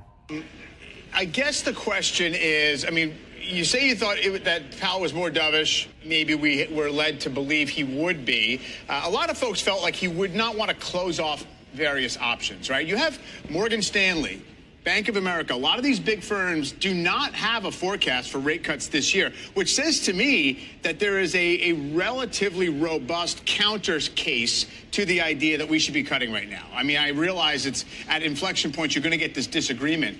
But the idea that Powell is perhaps going to tolerate cosmetically high headline inflation numbers for the next few months. You think the market can continue to be good with that, even if, let's say, long rates were to leak higher? Well, first of all, the Fed never forecloses anything for sure. It always does leave that option open. But it's the first time I really heard him say that the tariffs are a one-time increase, and implying that as long as that doesn't spread to other sectors, just, as Steve mentioned, that we should not be looking at that inflation and saying that that's one reason to tighten credit. I've often said, tariffs are like a tax increase.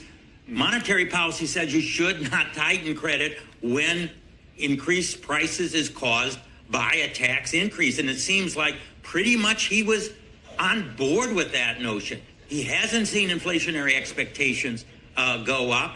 My belief is that, the inflation data in the future may not be as important, particularly if it comes from core goods and from tariffs and imports. He'll be looking at the service side of it.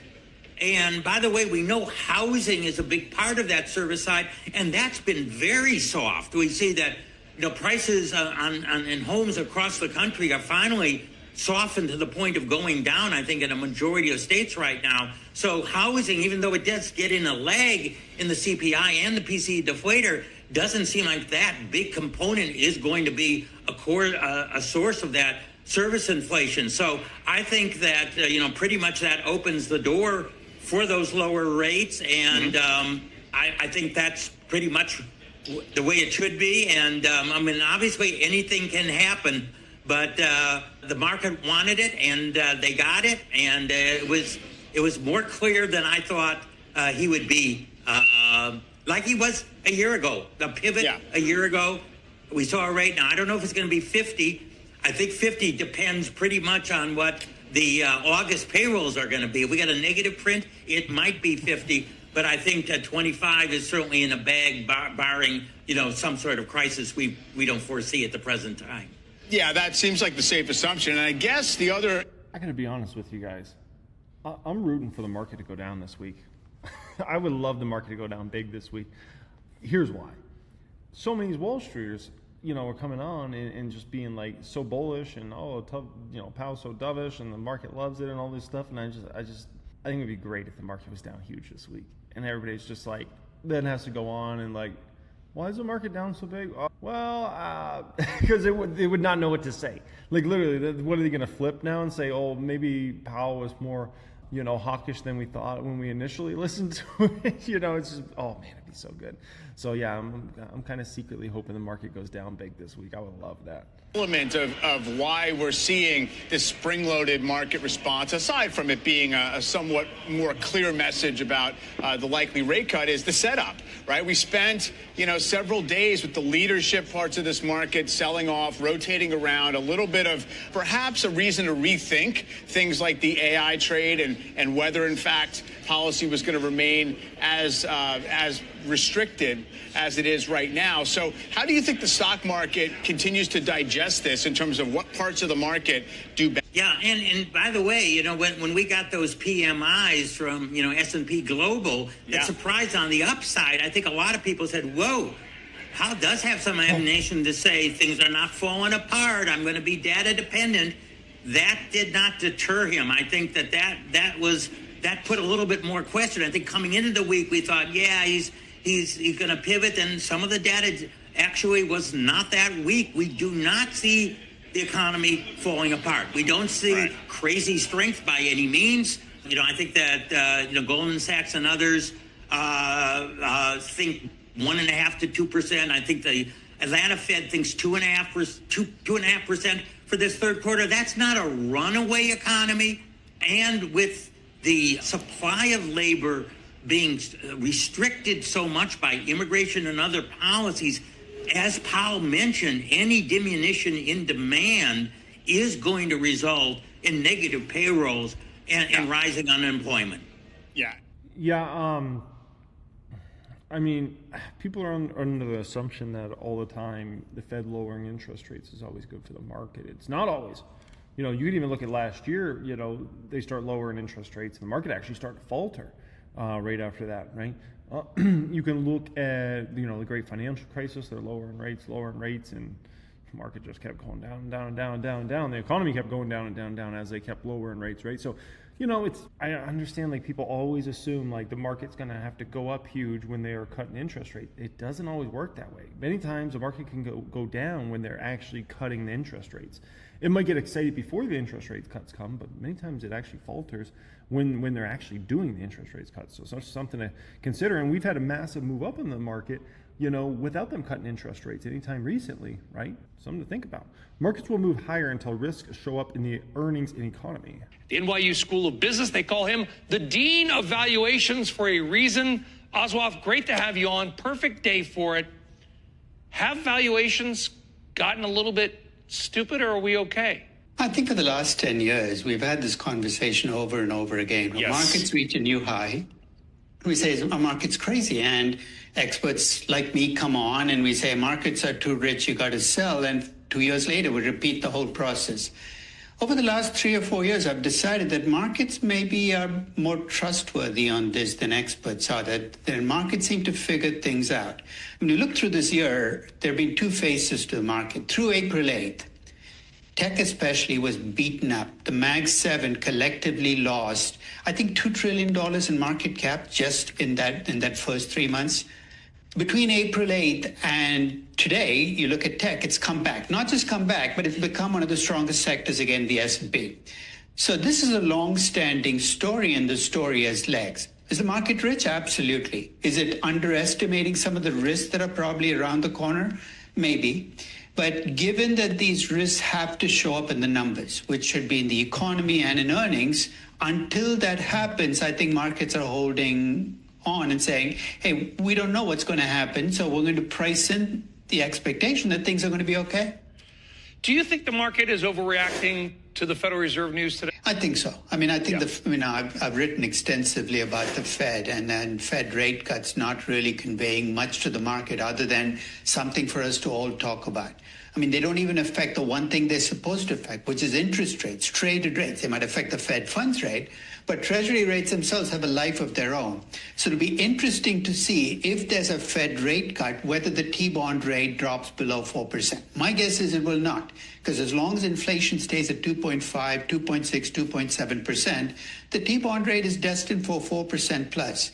So it'll be interesting to see what the bond market does if there's a Fed cut. My guess is it won't do much, and stocks will have to retrace some of the upswing you saw. So what do you, okay, fair enough. And by the way, I wouldn't necessarily disagree, as you might have heard at the top of the show. So what do you attribute today to then? Hey, you know what? The game of expectations keeps getting reset for this market, and sometimes just delivering what was expected becomes an unexpected plus. I mean, it happened with tariffs. The same thing with rates. I think for a period there in the middle, there was worry that inflation would continue. Listen. How could we forget? Did we not pay attention to what happened in the market before Powell's speech? The market was down like 5 or 6 straight days. The market kept going down. NASDAQ kept drifting down.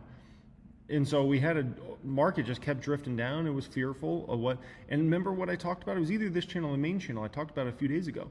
And I talked about the market now has the storm before the storm. So the event is supposed to be the storm, but the market nowadays has a storm before you get to the storm. And I was explaining this days ago on the channel, right? Either this channel or the main channel. And I was explaining essentially, Powell's speech, that's supposed to be the big scary storm, right? Meanwhile, the market just kept going down. A lot of stocks were getting hammered because it was already in the storm. Just people didn't realize it yet.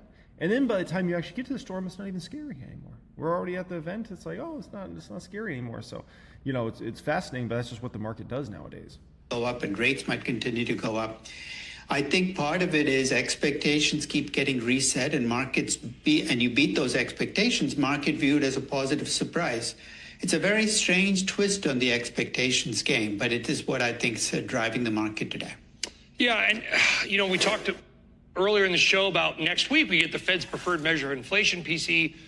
What if that were to come in hot? I mean, I read Powell's speech 3 times, Aswath. I'm not, the market's going to do what the market's going to do. I'm not here to tell the market it's incorrect. It's not my job.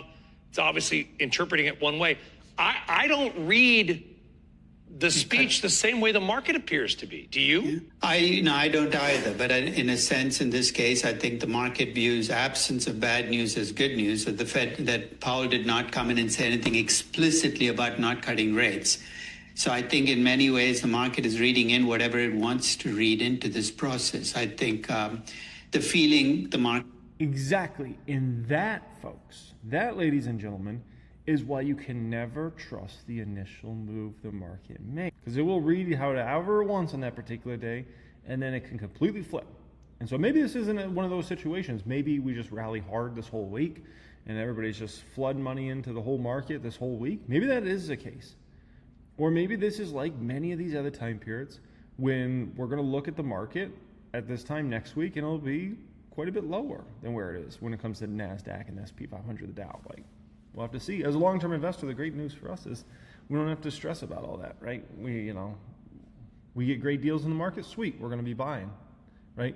We have our stocks appreciate and the market just keeps going risk on, we're going to make, it depends on how much money you got, maybe hundreds of thousands of dollars in the next week, millions of dollars, like depends, right? Maybe for some folks, a few $100 here and there.